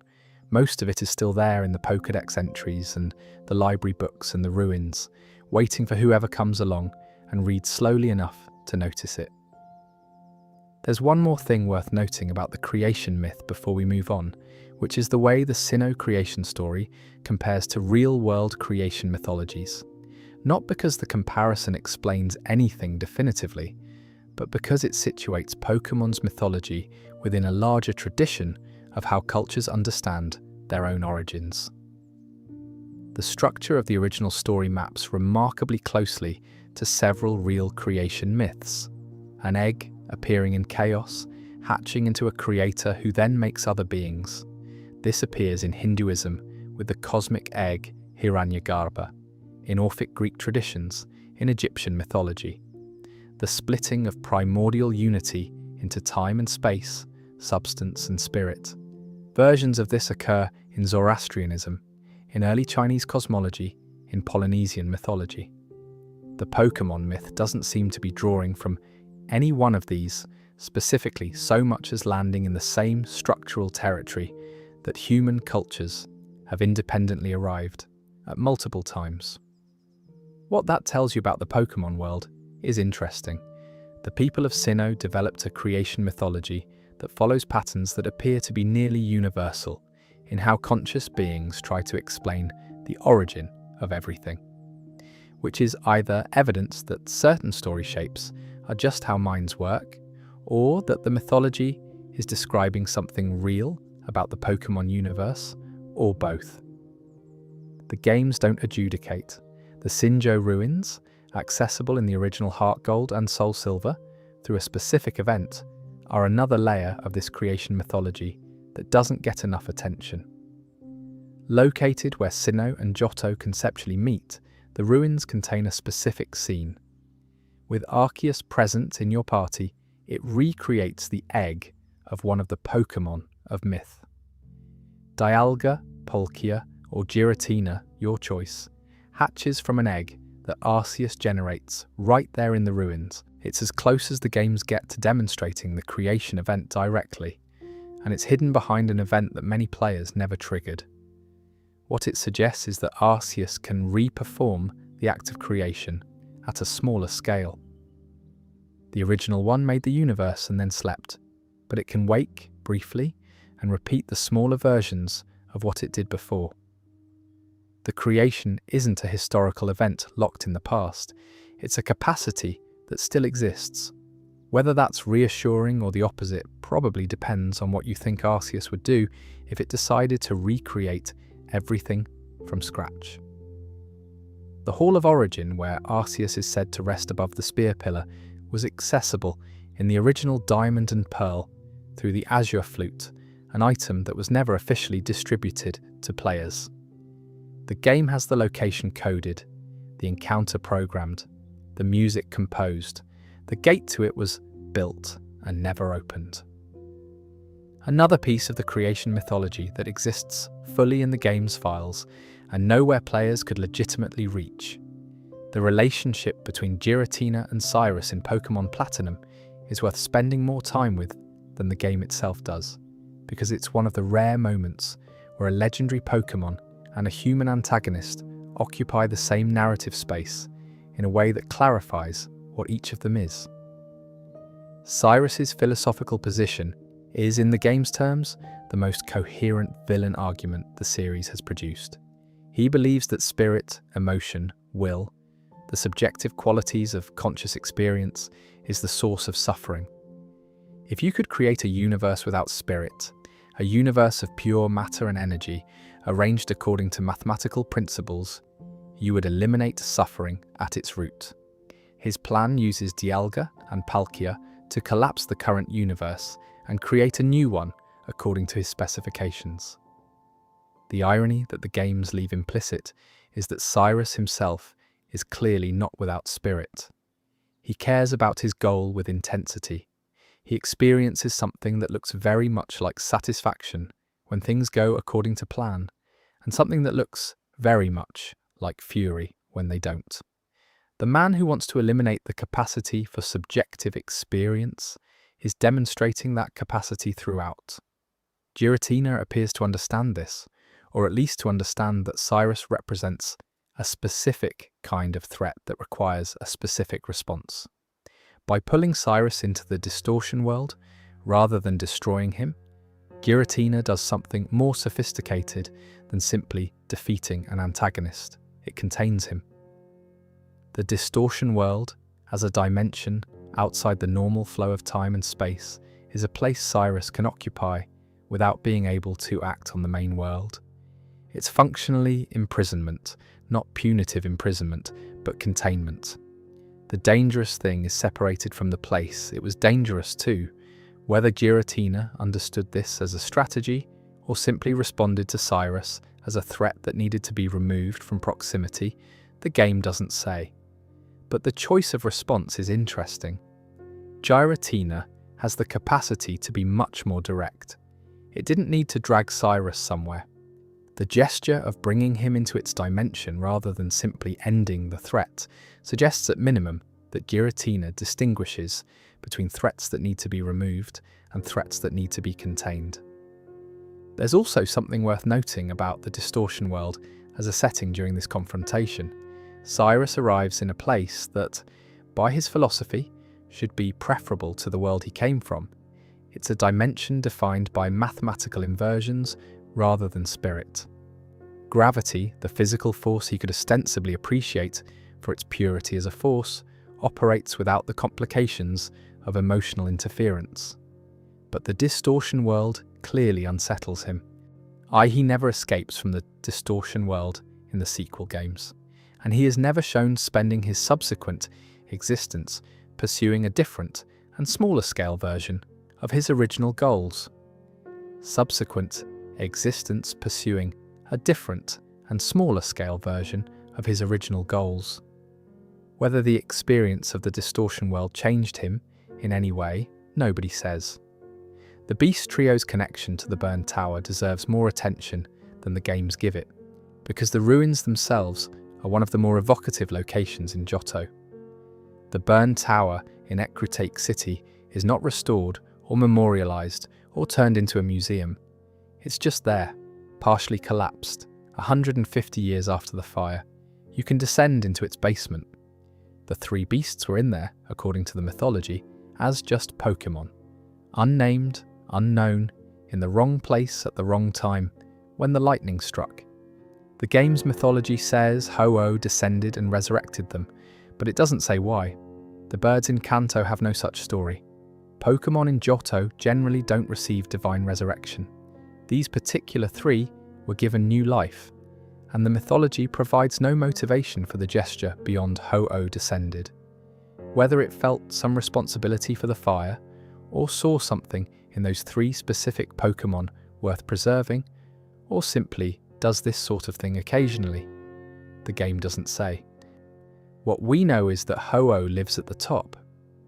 The Tin Tower, as it's called in Gold and Silver, was constructed as one of two towers to foster friendship between people and Pokemon, and it became the place for Ho-Oh to land. Lead in Gold and Silver was constructed specifically to provide a place for Ho-Oh to land. The city's spiritual relationship with Ho-Oh is defined by the fire and what Ho-Oh did after it. Ecruteak is the most mythologically conscious city in Johto. The Kimono Girls, the two towers, the careful preservation of both the ruins and the rebuilt tower, all of it organised around a specific event from a century and a half ago. The legendary beasts, when you encounter Suicune in Crystal's expanded storyline, have a different quality from most legendary Pokemon. You encounter it in natural locations, on the surface of water, at high points, in weather-affected areas. It's doing something in the world rather than waiting in a cave. It's an active participant in the ecosystem it now represents. The evolution from unnamed Pokemon that died in a fire to creature that purifies water and runs across the landscape is a complete transformation of purpose. Whatever those three Pokemon were going to do before the fire, this is what they do now. Lugia's isolation deserves one more moment. The story in the second Pokemon film, where Lugia's emergence into human-observed space triggers a confrontation between the legendary birds and nearly catastrophic weather, is the version of Lugia's withdrawal that makes the isolation most explicable. It didn't go to the bottom of the ocean because it was hiding. It went because the scale of what happens when it's present in the world without the careful management that Ho-Oh presumably exercises from the bell tower is simply too large. Lugia at the surface is weather. Lugia active is a climate event. The Silverwing implies that its last visible departure was calm enough to leave a feather, that the departure was intentional and not a flight response. Something in the mythology of Lugia is of a creature making a decision to reduce its presence rather than being driven to reduce it. There's dignity in that reading, though the games never quite say it directly. The ghost type's relationship with the building in which it appears matters more than the games usually acknowledge.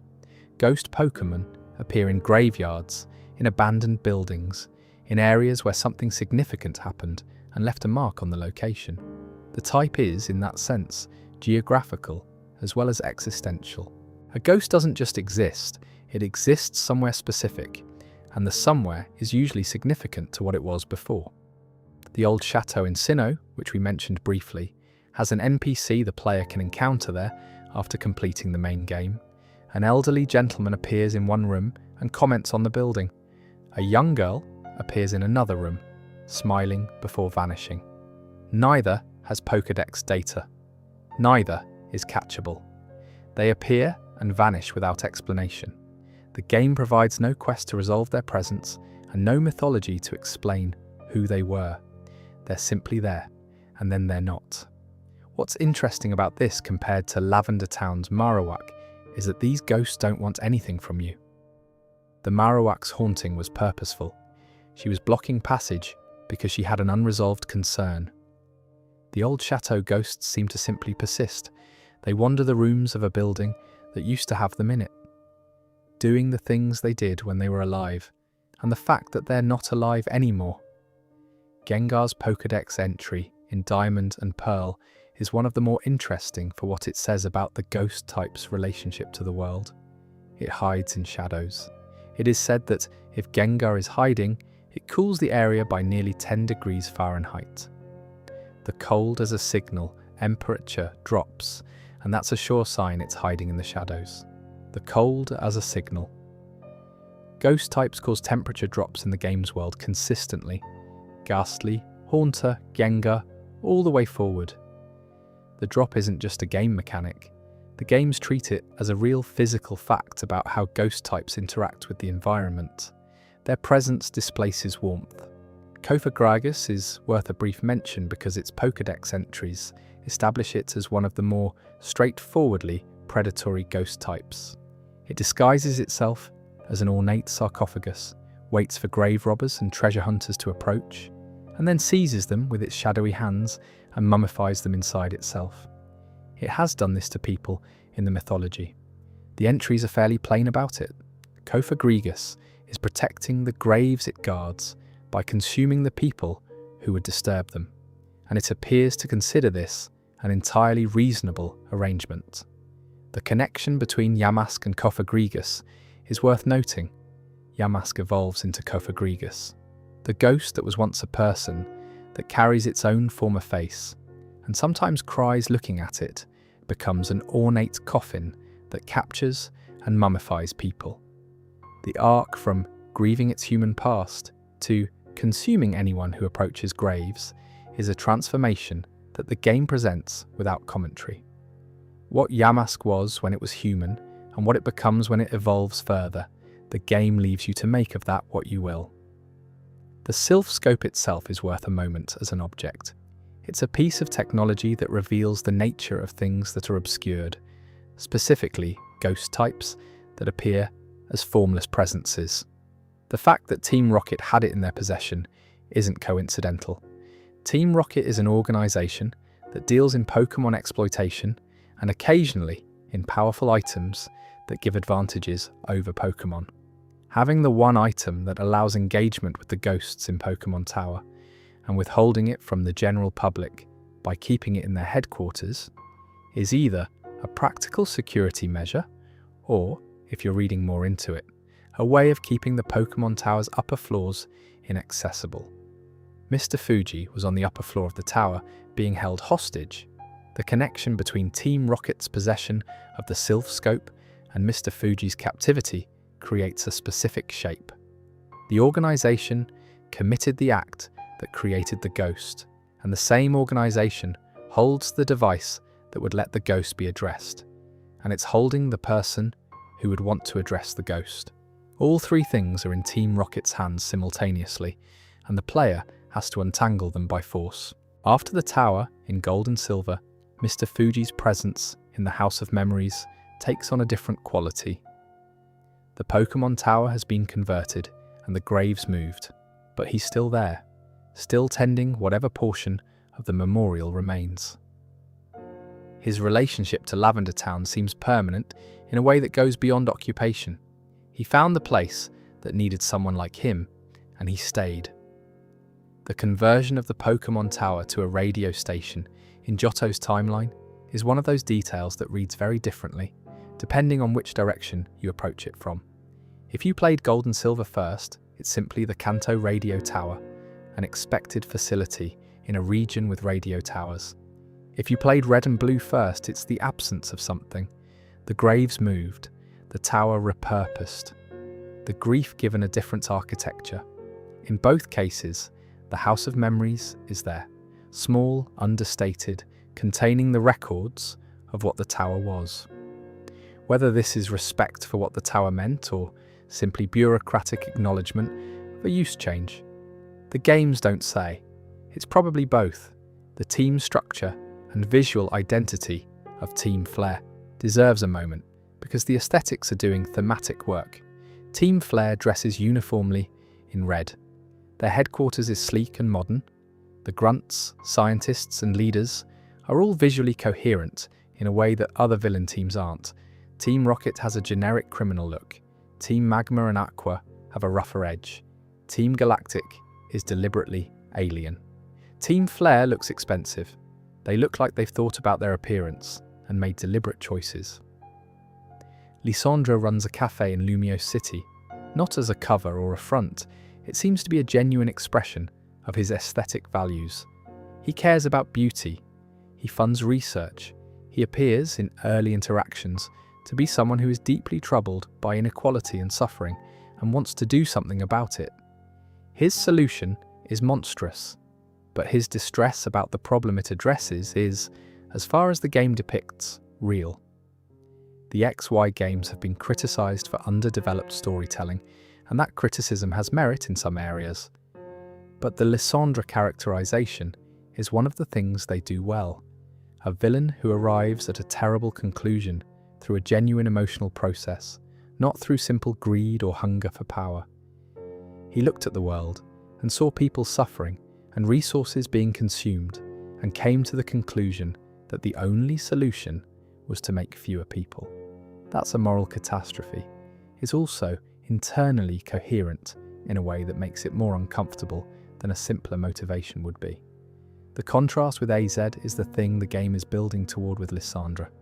AZ did something similar, used an ancient power to end a conflict by eliminating the people conducting it, and the game shows you what they are. The ending that Lysandre envisions, the beautiful world free of scarcity and conflict, is not what AZ thought he was making. Ions. The beautiful world free of scarcity and conflict is what AZ thought he was making. The result was a man who can't die and doesn't know what to do next. Mega Evolution's connection to the mythology of Kalos is something the games hint at without fully developing. The Mega Stones appear to have some connection to the ultimate weapon's energy. Stephen Stone's father, in Omega Ruby, Alpha Sapphire, names the weapon's power Infinity Energy, and the energy that powers Mega Evolution has similar characteristics. Whether this connection is canonical or speculative, the games leave ambiguous, but the timing is interesting. Mega Evolution is available in Kalos, the region where the ultimate weapon was built and fired in that ancient war, and the energy for it seems to be embedded in specific stones found across the region. The idea that the weapon's firing, which disrupted the life-death cycle and displaced enormous amounts of life energy, might have had the side effect of crystallizing some of that energy into megastones, giving the region a unique form of Pokemon transformation as an unintended consequence of a terrible act, is a reading the game's support without confirming. The island challenge struck. The trials on each island aren't arbitrary tests. They're maintained by the trial captains, while the island kahunas, who are chosen by the Tapas themselves, oversee the grand trials tests. They're maintained by the island kahunas, who are chosen by the Tapas themselves. There are no gyms in Alola, because the system isn't built around human-designed facilities. It's built around the geography and ecology of each island, with the Tapus as the ultimate authority over what the trials are and who oversees them. Trial sites are locations on each island with specific ecological significance. The ancient cemetery on Ula Ula, where Tapu Bulu's sacred grounds were disturbed. The waterfall on Akala with its fairy rings. The natural cave systems of Melimele. Each trial site requires trainers to engage with the natural environment of the island in a way that the gym system never did. You're not fighting in a constructed arena. You're in the island's actual geography. The totem Pokemon that serve as the trial's challenges are infused with Z-Power, Necrozma's original light, filtered through the Tapus and the island's ecosystem, concentrating in specific individuals within the local Pokemon population. The totem Pokemon aren't simply stronger than others of their species. They've been marked by the same energy that created the traditions they embody. The trial captains, young people who manage the trials on behalf of the kahunas, are essentially intermediaries between the Tapu-sanctioned system and the human trainers going through it. Ilima, Lana, Kiawe, Mallow, Sophocles, Axarola, Mina, each has a specific area of Pokemon knowledge and a specific trial that tests it. What's interesting is that all of them have already completed their own island challenges and have moved into a different relationship with the system. They've been through it as participants and are now in it as guardians. The mythology of each island also connects to specific Pokémon that are native to that island in ways the mainland regions don't have. Alolan forms exist because Pokémon that arrived in Alola long ago adapted to island conditions over generations. Alolan Vulpix is Ice-type rather than Fire.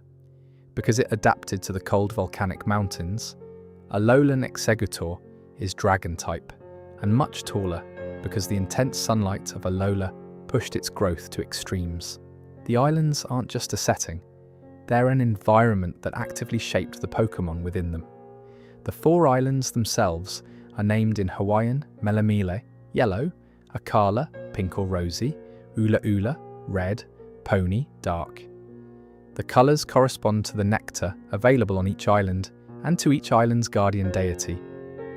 The entire ecological and spiritual structure of Alola is colour-coded, with each island having its own chromatic identity that connects its nature to its guardian. The wishing stars deserve more time than the game gives them, because they're one of the more interesting pieces of Galar's lore when you follow the chain of causation. Wishing stars fall from the sky across Galar and are found embedded in the landscape, in caves, in fields, in the wild area. They're used to power the Pokémon League's Dynamax system. Placed in power spots, they produce the Dynamax energy that makes competitive Dynamax battles possible. They're essentially the game's equivalent of technical infrastructure. The League's entire competitive economy runs on wishing stars. Wishing stars are pieces of Eternatus. When Eternatus was initially defeated in the Darkest Day, parts of its body were scattered. Those pieces, infused with its Dynamax energy, rained down over Galar and became wishing stars. The competitive culture of Galar, the battles, the tournaments, the league structure, the culture around stadiums and championships is all built on fragments of the body of the thing that caused the Darkest Day. Galar's sports economy is powered by the debris of the catastrophe that could have destroyed it. Chairman Rose understands this and has made a career of managing it carefully. He knows what wishing stars are because his family built the energy infrastructure that uses them. He knows Eternatus exists and is under hammerlock. What he doesn't understand is that awakening Eternatus is irreversible once it starts absorbing energy again, and that the energy it will absorb includes the Dynamax energy in the stadium and the wishing stars, and ultimately everything in its range. The Hammerlock Stadium, the game's end stage arena, sits directly above where Eternatus is sealed. The most prestigious competitive venue in Galar is positioned over the most destructive Pokémon in Galar's history. Whether this is intentional, Chairman Rose keeping the power source close to the infrastructure that uses it, or simply geographical coincidence, the game doesn't say. But the image of thousands of people gathering for championship matches in a building above a sealed alien dragon is one of those Galar details that reads better the more you think about it. The Crown Tundra, accessible in the game's DLC, introduces a different kind of ancient history for Galar. The legendary birds in their Galarian forms, the Regis in a new configuration, and Calyrex, the ancient king of the tundra, who lost his power and his companion over centuries of being forgotten. Calyrex's story is smaller in scale than the Darkest Day mythology, but more personally affecting. A being that was once revered and lost, that reverence gradually, as the people it helped moved on, until it's a small diminished thing that wanders alone in a tundra it used to rule. The mythology of forgetting is the Galar DLC's central concern, and Calyrex is its clearest expression. The Scarlet and Violet books, Heath's accounts of what he found in Area Zero, are worth appreciating as documents rather than just plot items. Heath was writing at a time when the paradox Pokémon he encountered had no theoretical framework that could explain them. He didn't have the vocabulary of time travel or parallel timelines. He just had his observations and his descriptions, and the resulting accounts read like a naturalist's journal from a region where the naturalist doesn't know what they're looking at. The way Heath writes about the ancient Pokémon in Scarlet's book The careful physical descriptions, the notes on behaviour, the attempts to categorise them against known species and the places where the categorisation breaks down, is good storytelling about what it looks like when someone encounters something genuinely outside their frame of reference and tries to describe it honestly. He doesn't assume he's seeing something supernatural. He assumes he's seeing something real and tries to record it faithfully. The future Pokemon, in Violet's book, have a different character in Heath's notes. He seems more disturbed by them than by the past Pokemon. Something about the mechanical quality of the future forms unsettled him in a way the primitive, ancient forms didn't. There's a note in the Violet book about one of the future constructs watching him in a way that felt deliberate, in a way animals don't usually watch. He never fully explains what he means by that. The 4 research stations in Area Zero were built 87 years before the game's events. That's a specific enough number to suggest institutional memory. Someone knows when they were built, knows there's a record. The stations are waypoints, supplies, and equipment cached for the long descent. But they're also the only evidence that organisations larger than individual explorers have been trying to reach the bottom of Area Zero over the past century. The stations represent sustained institutional effort, not individual adventure. Someone with resources kept trying. The professor who built the time machine had access to resources and infrastructure that suggests institutional backing. The Zero Lab at the bottom of Area Zero isn't a garage project. It's a full laboratory with equipment and power and supplies. Whether the academy funded it, whether the professor had independent resources, whether institutional knowledge about Area Zero that dates back to Heath and before was part of what the professor was working from, the game doesn't fully specify.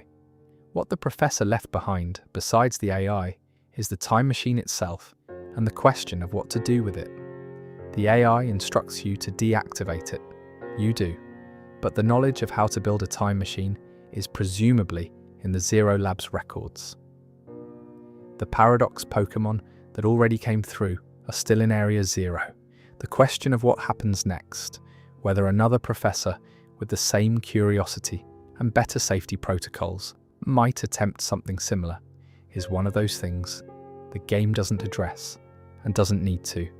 The meteorite at Meteor Falls in Hoenn is worth a moment because it connects the region's deep geological history to something that came from outside of it. Meteor Falls is a location where meteorite fragments are found, a gorge where Bagan live and where dragon-type Pokemon gather around the falls. The meteorite fragments in the cave are described as very old. The cave itself seems to have formed around them or attracted to them. In the context of Deoxys's origin, a virus struck by a laser beam in space, mutating into a Pokemon and arriving in the world via meteor, the meteorite material in Meteor Falls takes on a different quality. Whatever space debris has been arriving in Hoenn over geological time has left traces in the region's geology and possibly in its Pokemon ecology. The dragon types that congregate at Meteor Falls might be responding to something in the meteorite material that the games don't specify. Rayquaza eating meteorites is, in this context, not just a quirky biological detail. It's a record of Hoenn's history with space debris. Rayquaza has been in the upper atmosphere eating the things that fall toward the planet for as long as anyone can determine. It's the region's first line of defense against extraterrestrial material, and it's been doing that job without anyone asking it to, and without anyone being aware that it was necessary. The Delta episode is, in a sense, Rayquaza being asked explicitly to do the thing it's been doing quietly for the entire time. Corsola, which appears in Hoenn's coastal routes, connects the region's ecology to a broader pattern of Pokemon that embody environmental states. Standard Corsola is living coral, cheerful and pink. The existence of Galarian Corsola, the ghost of coral that died when conditions changed, implies that somewhere in the world's history there was a Hoenn where the conditions for Corsola were present and then changed. Whether the Hoenn of the games has ever lost and regained its coral population The games don't say. But the existence of a ghost form means the loss has happened somewhere. The Pokemon contest tradition in Hoenn is worth a brief mention because it's the clearest example of the games depicting a human cultural relationship with Pokemon that isn't about battle. Contests evaluate Pokemon on beauty, coolness, cuteness, cleverness, and toughness, subjective aesthetic qualities rather than combat effectiveness. The judges are former champions and experts in Pokemon elegance. The relationship between coordinator and Pokemon in contests is collaborative in a way that trainer and Pokemon in battle isn't quite. They're performing together. The contest system is native to Hoenn and Sinnoh, and its presence in those regions gives them a cultural texture that the battle-focused regions lack. Hoenn especially, a region built on the aftermath of an ancient conflict between titanic forces. Having developed an art tradition around Pokemon beauty feels like the kind of cultural response a people develop to counterbalance something overwhelming in their history. The gentleness Porygon exists as an artificial Pokemon in the series, created entirely from code associated with Silph Co. and the Pokemon Lab on Cinnabar Island, exists as the only Pokemon in the series created entirely from code designed by Silph Co. to operate in digital spaces, materializing physical form through the same technology that allows Pokemon to exist in Pokeballs. It's a normal type, like Arceus, which might be coincidental and might be the most pointed joke in the games. Porygon 2 was an upgrade attempt, incorporating additional programming and more sophisticated movement. Porygon Z had data uploaded to it, intended to allow operation across different dimensional spaces. The data was unstable. Porygon Z's behavior in the Pokédex entries is described as erratic, glitching between states, occasionally alarming. The eyes move irregularly. The body movements don't track with any consistent internal logic. Multiple entries describe it as being perceived as frightening by people who encounter it for the first time without preparation. The interesting interpretation is not that Porygon Z is malfunctioning, but that it might be functioning correctly in a context that ordinary Pokemon and humans can't perceive. If the data uploaded to it successfully gave it access to other dimensional spaces, its erratic behavior might be the result of processing inputs from multiple planes of existence simultaneously. It sees things. The things aren't visible to anyone watching it. It responds to them, and the response is read as glitching. That's a different kind of problem from simple code corruption. Wobbuffet is one of those Pokemon whose mechanical function says something interesting about its lore. Wobbuffet can only use counter moves. It reflects damage back rather than initiating attacks. Its defensive posture is total. It never strikes first. The entries describe it as absorbing attacks, and then countering with doubled force. And note that it hides its tail and protects it carefully, suggesting the real Wobbuffet is in the tail rather than the body. A Pokemon that is entirely defensive, that never initiates, that may carry its actual self in a hidden appendage rather than the visible body. This reads either as remarkable passivity or as a creature that has learned through some history. We're not given access to that the safest position is the one that only responds rather than originates. What happened to Wobbuffet, or to the species, that produced this specific behavioural profile? The games don't say. Garchomp as a geographical Pokemon is a detail that doesn't come up often. Its design is built around the mountains and gorges of Sinnoh. It's a cave draw. The Lance-Cynthia comparison is interesting here. Lance, the Indigo Plateau champion of the Johto League, uses Dragonites, which are enormous and suited to open water and sky. Kanto's champion uses Dragonites, which are enormous and suited to open water and sky. Cynthia, Sinnoh's champion, uses a Garchomp, which is fast and close to the ground and built for the specific landscape of the region she champions. The choice of partner says something about both the trainer and the place they represent. Honedge, Doublade, and Aegislash complete a small arc that's worth tracing to its end. A ghost inhabits a sword and drains the life of anyone who touches the hilt.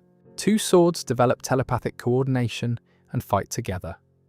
A ghost sword develops tactical awareness and shifts between offensive and defensive postures with genuine strategic thought. Whatever the ghost was before inhabiting the sword, the process of inhabiting it and then evolving within it produced something with strategic intelligence. The ghost didn't arrive with that. The sword's form, the challenges of fighting within its constraints, the need to coordinate when it split into two, all of these experiences shaped what the ghost became. It grew into the weapon, and the weapon changed what the ghost was capable of being. There's something almost optimistic in that chain, oddly enough. A ghost of unknown origin, inhabiting something that was left behind, becoming through the process of inhabiting it something more than it was when it started. The original Pokemon anime created several pieces of lore that don't appear in the mainline games, but that have become part of how many people understand the world. The Pokemon anime's version of events around the creation of the world, Arceus laying the egg that became the universe, the Lake Guardians, the basics of Sinnoh mythology, roughly tracks the game's version, but with more visual development and more emotional texture.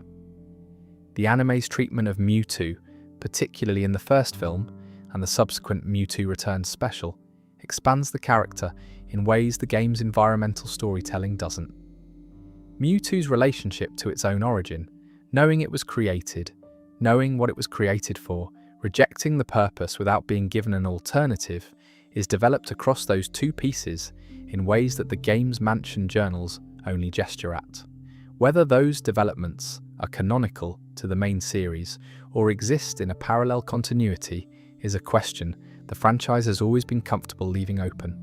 The Pokemon world's approach to human-Pokemon relationships across history has always been more ambiguous than the game's surface optimism suggests. The ancient Pokemon warfare referenced in multiple games, Pokemon fighting alongside humans, in conflicts the games don't describe in detail, implies a relationship that was, at various points, about deployment and use rather than partnership. The formal partnership model of modern training culture is a development, not a constant. The world has had different relationships with Pokemon at different points in its history. The Hisuian region of Pokemon legends. Arceus offers the most explicit version of this. In ancient Hisui, humans are frightened of Pokemon.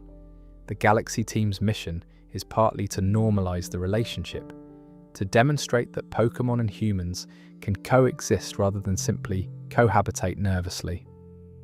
The player character's role in the Hisui arc is to help build the mythology of partnership by living it rather than inheriting it. They're in the generation that figures it out, not the generation that received it already figured out. The regional Pokédex structure itself is worth a brief philosophical note. Different regions have different Pokédex numbering. Different professors give different Pokédexes. The same Pokémon appears with different entry numbers depending on which region's Pokédex you're using. This implies that the Pokédex isn't a single unified scientific text. It's a regional document that reflects what's known locally rather than a comprehensive global taxonomy. Each region has its own relationship to the Pokémon within it, and that relationship produces a different kind of documentation. Pokémon Home and the move to a centralized digital repository changes this in the game's fiction, but the tradition of regional Pokédexes is the tradition the series was built on. The world wasn't catalogued once. It was catalogued many times, in many places, by many different people who were primarily interested in what was near them. The Pokemon world's knowledge of itself is distributed, partial, and in ongoing revision, which is, in the end, part of what makes it interesting to spend time in. It's a world that doesn't have all the answers about itself. The Kanalav library has the creation myth on a shelf, and the creation myth has a character missing from it, and the character has been in its own dimension the whole time, watching through the gaps. The documentation is incomplete. The world exceeds what's been written about it. That's always been true. That's probably always going to be true. And at this time of night, that's exactly the kind of thing to sit with for a while before sleep. Before moving further through regional histories, there's a pattern worth naming. The legendary Pokémon of each region tend to exist in a specific relationship to the human culture around them, not simply as powerful Pokémon that the games place at the end of a quest, but as forces that shaped the region's development and then stepped back, or were forced back, or chose to remain hidden. Kanto's legendaries were there before Kanto was Kanto. Johto's legendaries shaped Johto's most significant. Sinnoh's creator, Arceus, created the universe. His legendaries quite literally made the terrain. Sinnoh's legendaries created the universe. And in every case, the human relationship to these beings is mediated by distance. The legends are powerful enough that direct contact is rare, and most of what humans know about them comes from tradition and mythology rather than observation. The exception is the player character. In every generation, the player ends up in direct contact with legendaries that no other human has reached in the game's setting. This is either the games being games, the player is the protagonist encounters the special things, or it's something more interesting. The games occasionally hint that the player character is particularly suited to these encounters. He, they is drawn to the legendaries, and the legendaries are drawn back. The aura that allows contact with specific Pokémon, the specific resonance with the Pokémon of myth in Sinnoh, the acknowledgement by Arceus in Legends that the player arriving in ancient Hisui was not an accident. The player character's relationship to legendary Pokémon might be the series' longest-running unspoken lore thread. Every generation, a child from a small town ends up in contact with the forces that made or maintain or threaten the world. Why this particular child? Why at this particular time?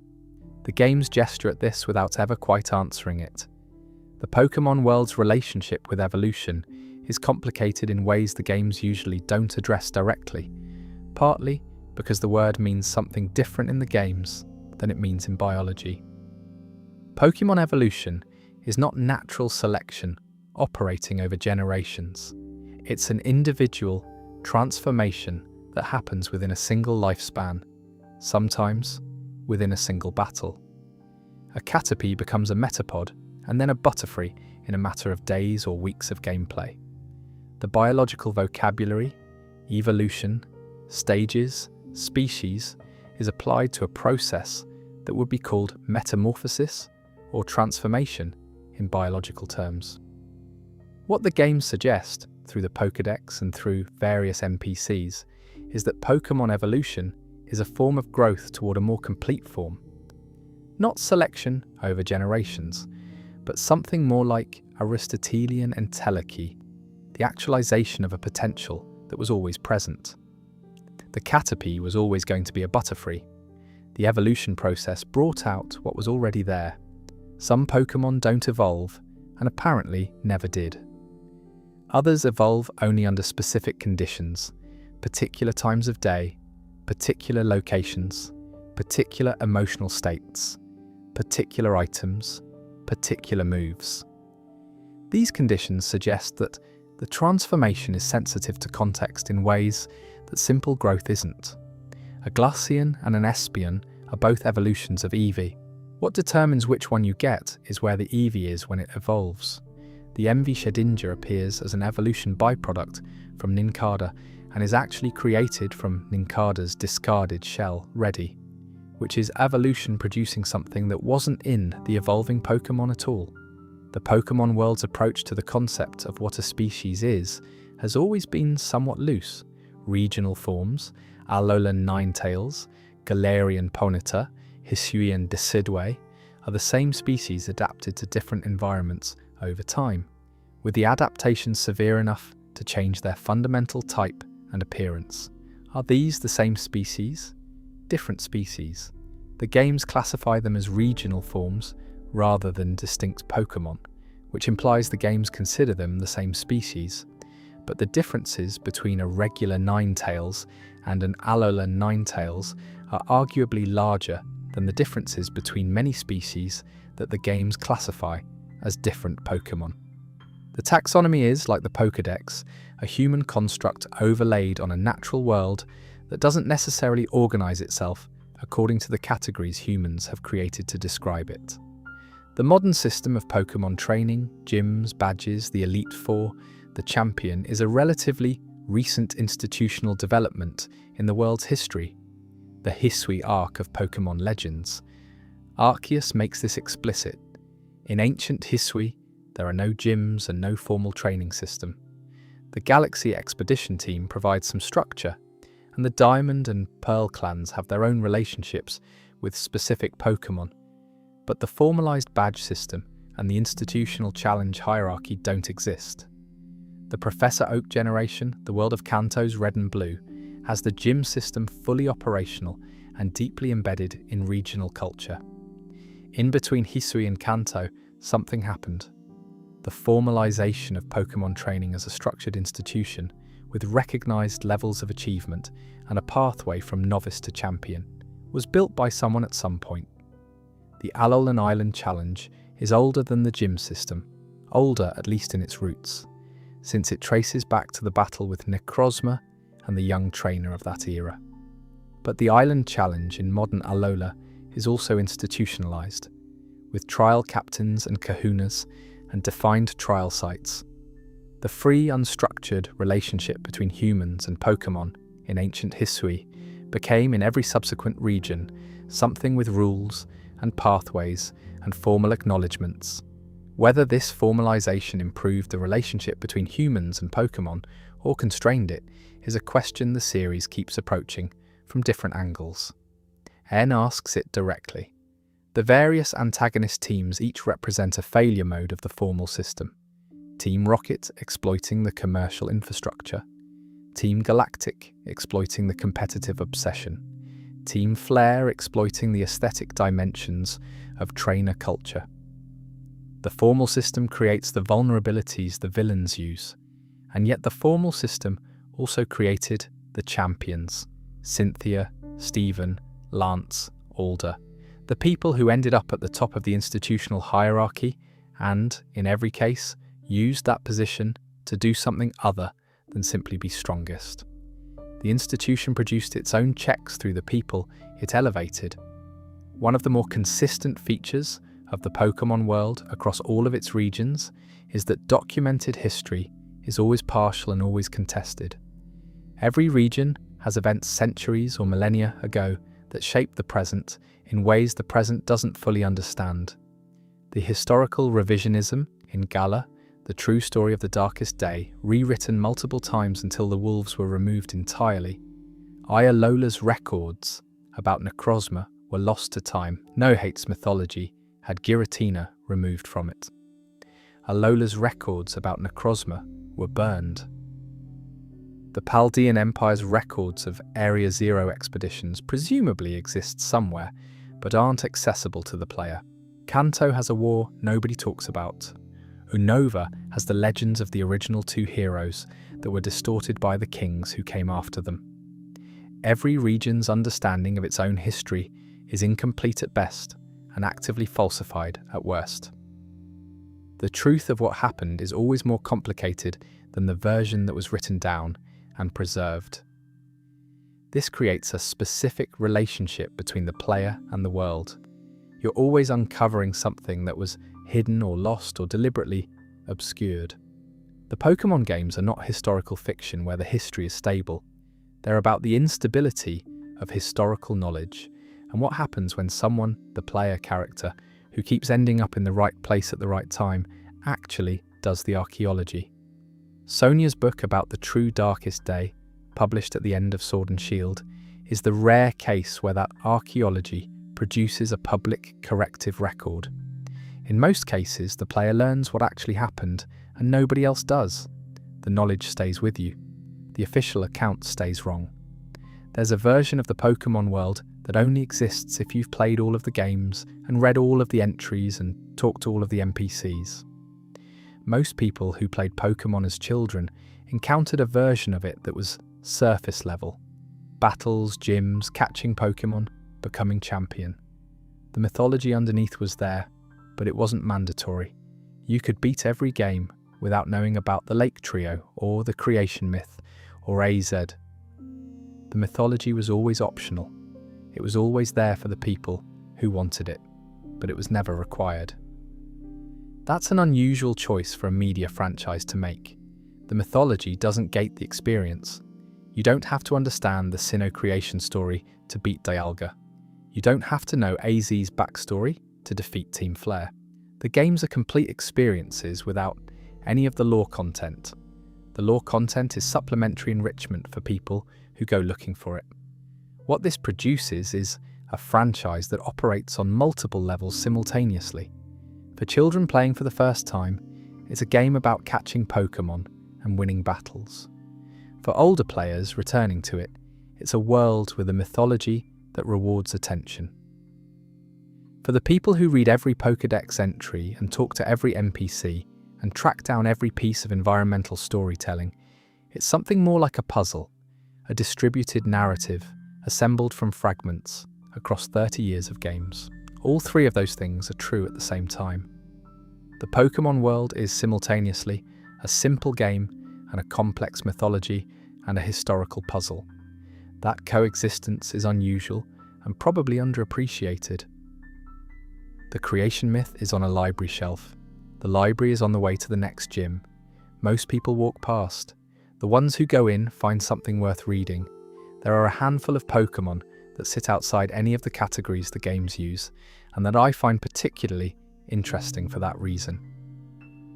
Jirachi sleeps for 1,000 years and wakes for 7 days. This is its life cycle, millennial hibernation, punctuated by brief periods of wakefulness. The wishes it grants during those 7 days are the only impact it has on the world for most of its existence. Whatever relationship it forms with the people who encounter it during one waking period, those people are, at best, ancestors of whoever it will encounter during the next. Jirachi's timeline of engagement with the world is geological. Mew is described across multiple entries as the ancestor of all Pokemon, the genetic source from which all Pokemon species derive. This is a significant claim. If it's accurate, Mew is not just a rare Pokemon, but the origin of every Pokemon that exists, which gives it a relationship to the Pokemon world, analogous to what a Mew is pink and Arceus is white, the universe in general. One is the first, the other is the common ancestor. Both are pink. The games allow you to put them in the same party. Ditto, potentially a failed Mew clone, is theoretically the most versatile Pokemon in terms of potential if you follow the theory to its conclusion. If Ditto is a copy of Mew, and Mew is the ancestor of all Pokemon, then Ditto within Ditto can breed with almost any Pokemon. Every Pokemon species. It can transform into any of them. It can breed with any of them. It's the closest thing to a universal Pokemon that the games have. And it looks like a pink blob with a slightly... It arrived by accident, mutated when exposed to a laser beam, and became something that the games slot into their legendary category without it fitting the category's implicit logic. Games slot into their legendary category without it fitting the category's implicit logic. It doesn't represent a natural force. It doesn't protect a region. It doesn't embody a principle. It's a space virus that became a highly intelligent shape-shifting being through a collision and a laser, and it wandered into the Pokemon world and has been navigating it ever since. There's something almost comforting about Deoxys in the context of everything else. The universe was made by a god from an egg in a void. Continents were moved by a golem. The light of the world was stolen and broken. And there's also just a virus that got hit by something and became a Pokemon. Not everything has cosmic significance. Sometimes things just happen and become interesting anyway. Time in the Pokemon world works in ways that the games periodically acknowledge. A Gold and Silver are set 3 years after Red and Blue Bone. The 3-year gap between Gold and Silver and Red Blue is the only explicit time gap between Pokemon generations. Most other sequels or new games are set in a contemporaneous present where things are happening now. Her sequel or new game is set in a contemporaneous present where things are happening now. But those 2 years between Kanto and Johto created a specific kind of continuity that the franchise has never quite replicated. You could feel the world aging. Some things had changed, some things had stayed the same. The Pokémon Tower had become a radio station. Some gyms had different leaders. Some of the trainers you remembered were in different places. The passage of 2 years left visible marks. The games after Gold and Silver generally don't do this. X and Y are not set 2 years after Black and White. Scarlet and Violet are not set years after Sword and Shield. Each generation begins fresh in a newer. The 3-year gap between Kanto and Johto remains the series' most explicit acknowledgement that its world has a history in which things change. Series' most explicit acknowledgement that its world has a history in which things change. Pokémon Legends, Arceus goes further in the other direction. It's not 2 years earlier than anything. It's a long period earlier, set in a version of Sinnoh. The gap between Legends and Diamond and Pearl is so long that many NPCs are ancestors of those in the other, and the human-Pokémon relationship is fundamentally different. Other, and the relationship between human and Pokémon culture is fundamentally different. The same Pokémon exist, the same mountains are there. The relationships between people and Pokémon have a different character entirely. The parallel between Legends, Arceus, and the main Sinnoh games creates an interesting kind of reading when you go back to Diamond and Pearl after playing Legends. The mythology that Cynthia studies and that you learn from library books was built by people who were living through the events that became those myths. The formal mythology of the Lake Guardians, the warnings about looking in their eyes, the descriptions of their cosmological roles, was developed by humans trying to understand things they had just encountered for the first time.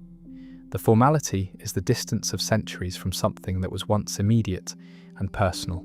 The connection between the unknown and the development of written language in the Pokémon world is one of those details that I keep thinking about, because it changes something about how you understand the world's epistemic history.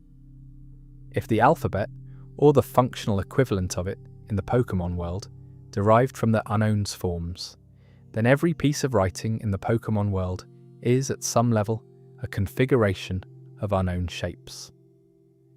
The creation myth in the Canalave library is written in characters that came from Unknown. The Sinnoh myths, the Alolan histories, the records of the Paldean Empire's expeditions into Area Zero, all of it exists in a writing system whose forms are based on these floating passive, apparently non-communicative entities in ruins. The unknown predate writing. They predate civilization in any documented form. They appear in ruins that are among the oldest structures in every region where they're found. What they were doing before humans arrived and noticed that their shapes could be used as characters, the games don't say. They were there in the ruins that predate the ruins we can document, floating in configurations that happen to be interpretable as a communicative system. Or perhaps not happen to be. Perhaps the Unknown's forms are not arbitrary. Perhaps they encode something. Perhaps what they're floating in those ancient ruins, is a kind of writing itself, a message in the shapes of things that humans subsequently borrowed to write their own messages. The games allow this reading without confirming it, and the third Pokémon film's version of Unknown, as collectively capable of manifesting thought into reality, adds another layer. What if the unknown as an alphabet isn't metaphorical? What if the things written in unknown-derived characters are, at some level, real in a way that human writing usually isn't? The games don't go here, but the possibility is there in the structure, if you assemble the pieces.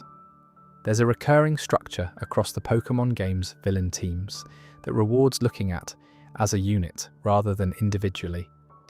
Each team is, in some sense, a distorted relationship with Pokémon power, and each distortion represents a different failure mode of the human-Pokémon relationship. Team Rocket exploits the relationship commercially. They traffic in Pokémon, sell rare species, use Pokémon as tools for criminal enterprise. The failure is treating Pokémon as property with no consideration of their interests or well-being. It's the most mundane distortion, which is probably why Team Rocket has always been the franchise's most persistent and most relatable villain organization. They're doing things that make sense within the logic of a world that treats Pokemon as tradable commodities. The evil is not exceptional. It's ordinary logic applied without moral limits. Team Galactic tries to use Pokemon power to remake the universe. The failure is not respecting what exists, wanting to replace it with something that matches the designer's aesthetic preference.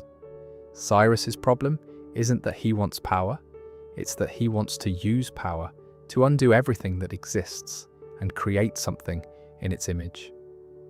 The ultimate expression of a relationship with Pokemon that sees their power as a means to an end, the end being the designer's own vision. Team Plasma in Black and White is the most philosophically interesting because they're raising a real question through bad means. N's genuine concern about Pokemon autonomy is being exploited by Getz's, who wants to be the only person with Pokemon. The failure mode here isn't simple greed or power hunger, but the corruption of a genuine moral concern into an instrument of control. Team Plasma shows what happens when a real ethical argument gets hijacked. Team Flare tries to use Pokemon power to selectively eliminate most of humanity. The failure is aesthetic totalitarianism, the belief that beauty and scarcity justify deciding who deserves to exist. The distortion of the human-Pokemon relationship is specifically about Lysandra's desire to create a world beautiful enough to be worth the Pokemon who exist in it, at the cost of the humans he's decided don't meet that standard. Team Skull in Alola are almost a relief after the others. They're not trying to remake the universe or eliminate. There is a folktale that a group that provoked the wrath of the Tapus ended up without Pokemon partners and found each other in that absence. The Tapus are revered guardian deities, and the Team Skull members formed a community around shared exclusion. CK Down, the original members, and the survivors formed a community around shared exclusion. They're not ideologically driven. They're the people who failed and banded together. Macrocosmos and Chairman Rose, which we discussed in the Galar section, are the genre's most interesting case because Rose is not doing anything that looks like evil from inside his own logic. He's solving an energy problem. He has a 1,000-year timeline and a genuine concern. The distortion is procedural rather than ideological. He's using a dangerous method without adequate consultation, preparation, or regard for the people who would bear the immediate cost of his plan. He's the antagonist as well-intentioned technocrat. Something I keep coming back to when thinking about ghost-type Pokemon is the question of what consciousness requires in the Pokemon world. Standard biological Pokemon have consciousness. They have preferences, emotions, the capacity for something like trust or fear or affection. The Pokédex documents these emotional states consistently.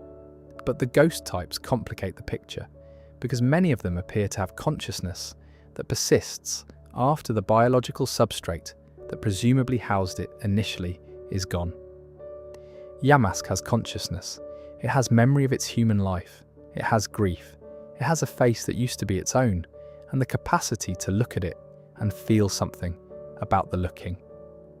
Whatever consciousness is in the Pokemon world, it survives the death of the body it was in and continues in a form that is definitionally no longer biological. If consciousness can persist without a biological substrate in the Pokemon world, then the ghost types aren't just a quirky category of creature. They're evidence of something about the fundamental nature of consciousness in that world. It's not a brain state. It's something that can take up residence in an old sword, or in an empty shell, or in a clay tablet, or in the carved mask of what someone used to look like. The implications for how death works in the Pokemon world are considerable. If consciousness can persist after the death of the body, then every Pokemon that has died might have a ghost version. Not everyone does. Ghost types are specific, with specific origin stories, but the principle is demonstrated. Consciousness is not necessarily bounded by the body that produces it. The Pokédex entries about ghost types that warn about soul stealing suggest that consciousness is a transferable or consumable resource in the Pokémon. The Shadow Mewtwo's expanded mythology involves consuming synergy energy.osc who look in. The Shadow Mewtwo's expanded mythology involves consuming psychic energy. If consciousness is a substance in this world, not just a brain state, but something with physical presence that can be moved, stolen, burned, and transferred, then the ghost types are evidence of what consciousness looks like when it's separated from the structure that originally housed it. These are the things that happen at 1 a.m. when you've been thinking about Pokémon lore for a few hours. One detail that I don't think gets its due is the Pokémon Center as an institution and what it implies about the world's relationship with Pokémon health. Every region has them. Every town of any size has one. They're free. You heal your Pokémon at no cost at any time, as often as needed, with no questions asked.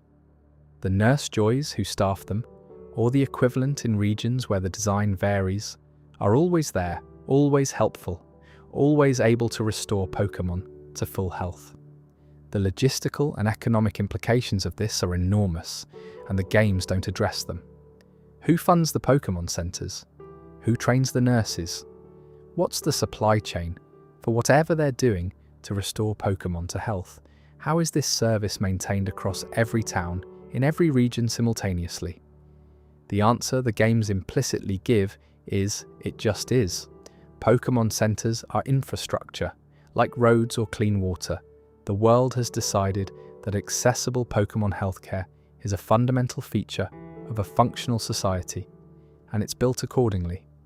The trainer economy, the gyms, the battles, the travelling and competing depends on it. Remove free universal Pokémon healthcare and the entire trainer culture stops working. The games built this in from the start, and the world is structured around it. The one exception, and it's a notable one, is Tapu Bulu's destruction of Tapu Village in Alola. The only building still standing is the Pokémon Center. Whether Tapu Bulu deliberately spared the medical facility or simply didn't get around to destroying it, the result is that even in a village that a god destroyed, the healthcare is still available. That's either the most pointed commentary on universal healthcare the franchise has ever made, or a happy accident of game design. I prefer to read it as the former. The legendary Pokémon of different Are the Crown Tundra DLC showed legendary Pokémon gathering in the Pokémon world through mysterious MacLeod dens, suggesting that they can move between regions when conditions allow. Oath Ultra wormholes, suggesting that they can move between regions when conditions allow. The Dynamax adventures in that DLC let players encounter legendary Pokémon from every region, all accessible through the same wormhole system. But within the fiction of the games, what do Kyogre and Groudon know about Dialga and Palkia? What does Arceus know about Eternatus? What does Necrozma make of the Tapus? The games don't provide a cosmological framework in which the legendary Pokémon of different regions are aware of each other, or have relationships with each other. The exception is Ultra Space, which connects worlds and through which beings like Necrozma have passed through multiple worlds. If Ultra Wormholes connect all the regions to the same extra-dimensional space, then in principle, any legendary Pokémon that has interacted with Ultra Space might have some awareness of beings from other regions. Giratina, in the Distortion world, exists outside the normal spatial coordinates of the main world. Whether this gives it awareness of things that are happening in other regions, including the regions that exist outside of Sinnoh's geography, is an open question. The Distortion world's windows open onto the main world, but it's not specified whether the main world includes all regions or only the one directly above the Distortion world. These are the kinds of questions that the Pokémon world generates abundantly and never quite answers, which is part of why it's a world worth spending time in. The mythology is rich enough to produce questions that the mythology itself doesn't resolve. You can follow a thread of thought into corners, that the games didn't put there, using only what the games actually established. One of the things I find most interesting about the Pokemon world's mythology is the recurring theme of Pokemon that were present before humans arrived, or that shaped the conditions that made human life possible. We've discussed this in terms of Regigigas and the continents, and Kyogre and Groudon and the terrain of Hoenn, but it's worth looking at this pattern more broadly because it says something specific about the relationship between humans and the natural world in these games. Relicanth is described in the Pokédex as a Pokémon that has remained unchanged for 100 million years. It's a living fossil in the deepest sense, not just an ancient-seeming creature, but one whose biological structure has not been significantly altered since an era when the current continents didn't exist and the atmosphere was different. Whatever conditions produced Relicanth in the ancient ocean were either sufficiently replicated by the subsequent 100 million years of environmental change, or Relicanth is robust enough to persist through dramatic changes. The fossil Pokemon, Omanite, Kabuto, Aerodactyl, Lileep, Anorith, and the many that came after them are the most explicit statement about the world's deep time. These are creatures revived from fossils, which means they existed before the current era and didn't survive whatever extinction event removed them. The games let you revive them and add them to your team, which creates a strange temporal layering. You can have a Pokemon from roughly 100 million years ago next to a Pokemon from the far future, next to a Pokemon that was born yesterday in a Pokemon egg. Time in the Pokemon world, as we've established, is strange. The Paradox Pokemon of Paldea are time-displaced in a mechanical sense. They came through a machine. The fossil Pokemon are time-displaced in a different sense. They're revived from preserved genetic material, which means they're not from the past so much as they're a past thing brought into the present. The difference is subtle but meaningful. Fossil Pokemon are revivals. Paradox Pokemon are temporal displacements. And then there's Aerodactyl, whose Pokédex entries describe it as so ferocious that even the other Pokemon of its era feared it. What did an Aerodactyl-era ecosystem look like? What were the other Pokemon of that time? The ones that aren't represented in the fossil revival mechanics? The games revive some of the ancient Pokemon, but not all of them. The extinct Pokemon whose genetic material wasn't preserved, whose forms we can't reconstruct from fossils, are simply gone. The Pokemon world has irreversible extinctions. Not everything can be brought back. Weather in the Pokemon world has mythological dimensions that the games establish early and then mostly treat as background. Cast form is a Pokemon whose form changes with the weather. It becomes a sun form in sunshine, a rain form in rain, a snow form in hail. The entries describe it as having been created by weather research, which places it alongside Porygon and Mewtwo as artificially created Pokemon. But unlike those two, Cast Form's artificial origin is treated without consequence in the games. It's just a small weather Pokemon. Nobody wonders what Cast Form means about the boundaries between natural and artificial. Tornadus, Thundurus, and Landorus, the Kami trio of Unova, are wind, lightning, and earth respectively, and they have an agricultural mythology attached to them. Landorus is the one that controls the others when they become destructive, and the Pokemon is revered in Unovan culture as a bringer of abundant harvests. The trio represent weather as something both dangerous and necessary, destructive storms, and the fertile earth they eventually produce are two aspects of the same system. Kyogre expanding the sea, and Groudon expanding the land creates weather as a side effect. Kyogre produces massive rainstorms. Groudon produces intense sunlight.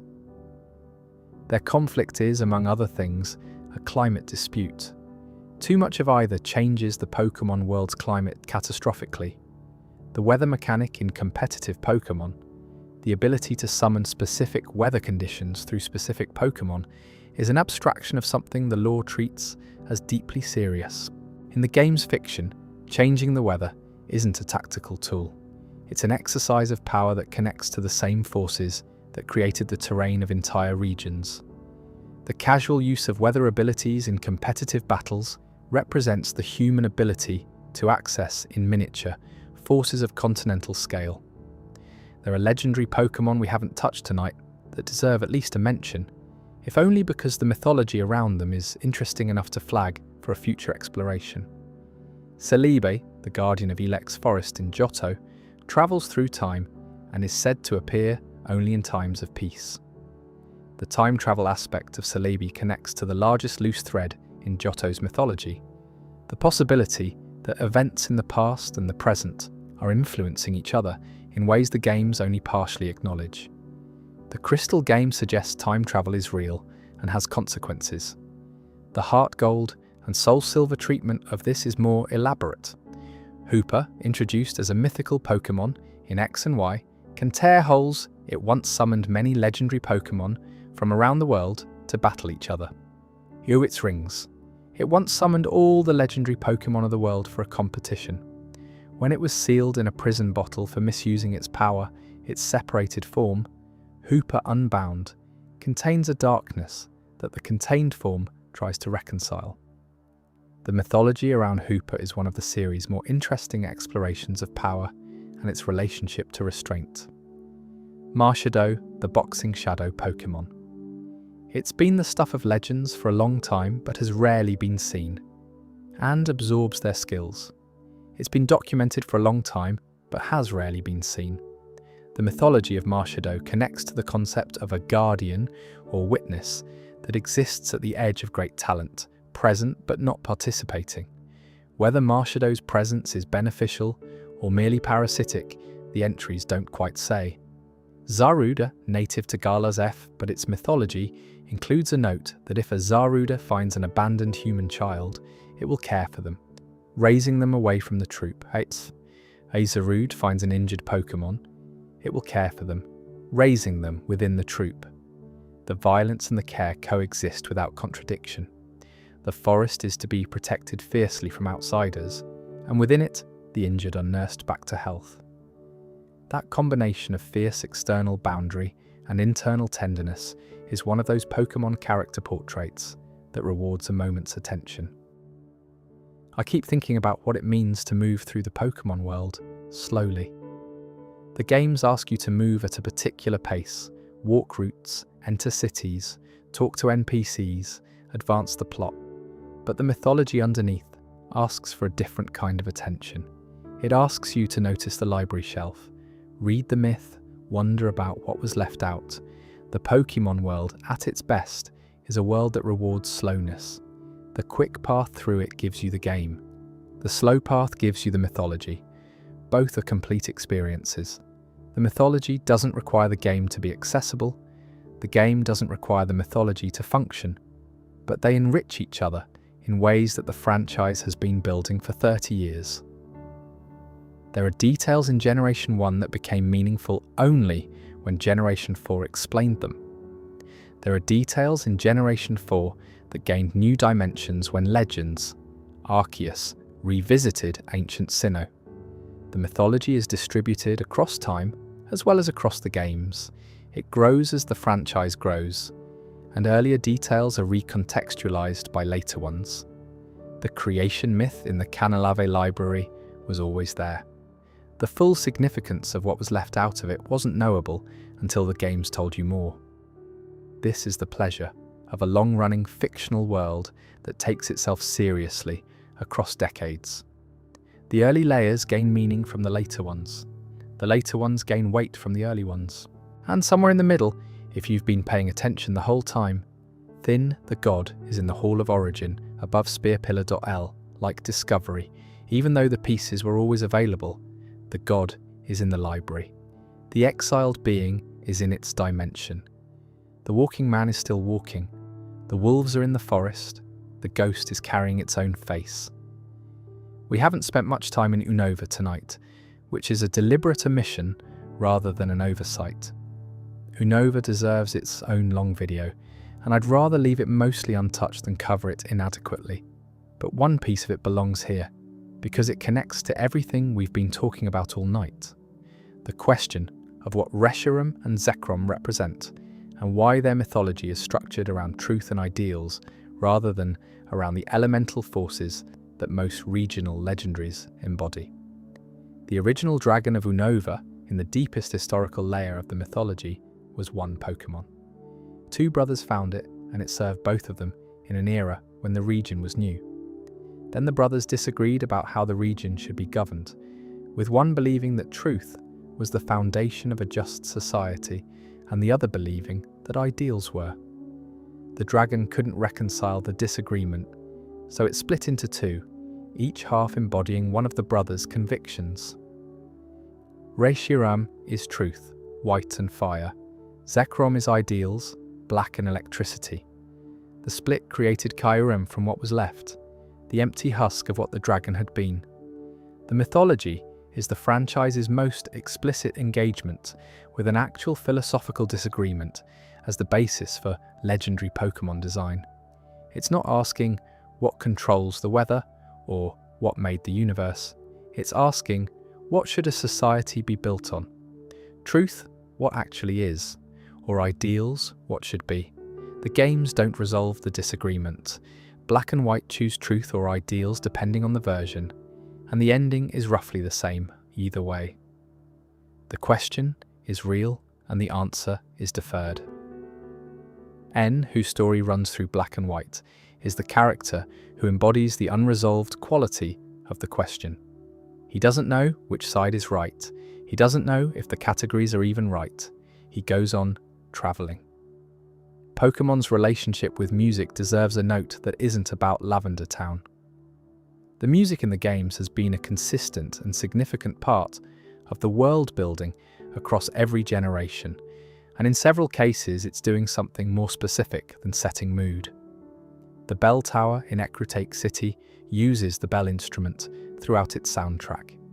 The music of Sinnoh's mythological locations, the music in Area Zero, stays the same as you descend, holding to a single eerie blend of the familiar Paldean sound and something more isolated, G-Pokemon. Gold and Silver used new compositional approaches to create music that felt different from the original games in texture, rather than just quality. 8 music that felt different from the original games, in texture rather than just quality. The Ecruteak City theme is one of the series' most atmospherically successful pieces, using bell tones and a melodic structure that feels like it comes from a place that's been there longer than the music it's in.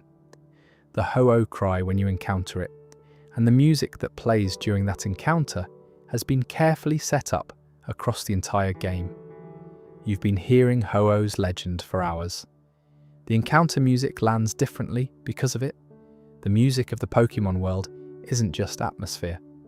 In the game's fiction, music has actual power in several contexts. The Poké Flute that Mr. Fuji gives you wakes Snorlax. The Azure Flute, if it had been distributed, would have opened the Hall of Origin. The ocarinas in the Pokemon world have effects on the environment and on specific Pokemon. The singing of the legendary Pokemon themselves in the anime shapes reality.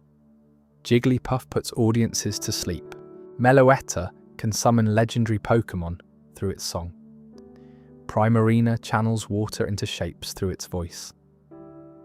The Pokemon world has a relationship with sound as a force that acts on the world rather than simply describing it. The Pokemon world's relationship between its regions and real-world geography is something the games have always maintained loosely.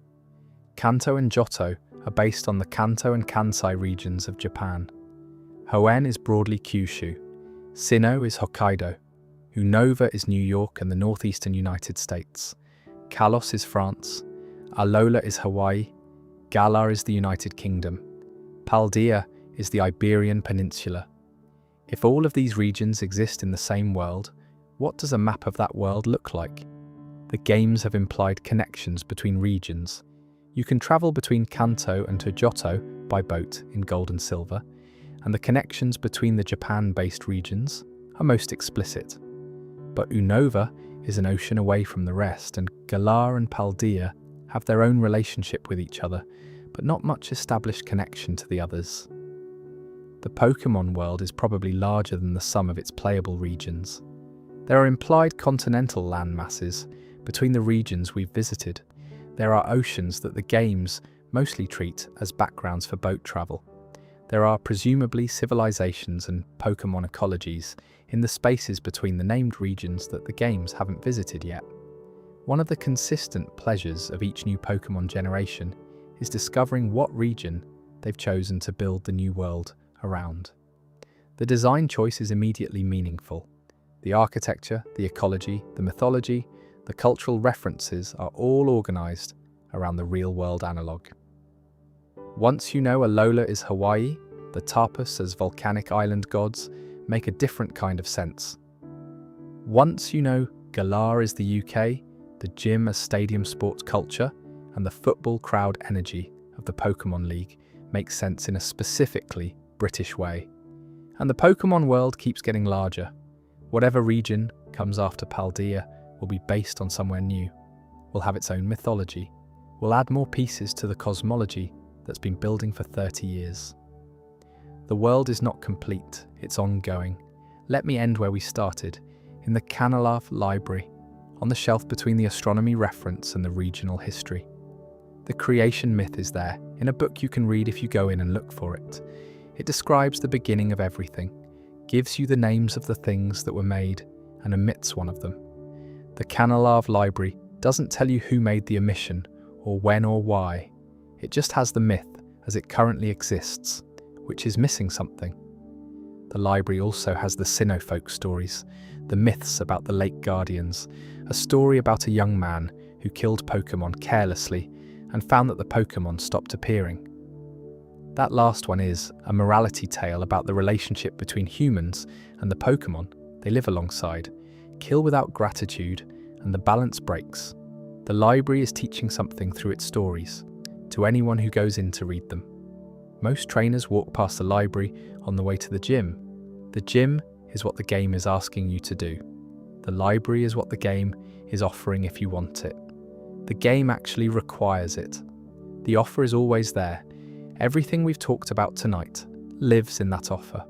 The creation myth and the excluded god, the ghosts who used to be people, the man walking with a key, the wolves in the forest, the light that was stolen and is still being recovered. All of it is there in the books and the entries and the NPCs and the ruins. For anyone who goes in and reads slowly, the library is open. It always has been. Good night. There's a quality that the best long-running fictional worlds have, which is that they become more interesting as they age rather than less. Not every franchise manages this. Some worlds feel exhausted by the time they've been running for a decade. The mythology runs out. The new additions stop connecting to what came before. The world starts to feel like it's extending rather than deepening. The Pokemon world has managed something different, and I think it comes down to the decision to distribute the mythology rather than centralize it. There's no single canonical text that contains the full lore.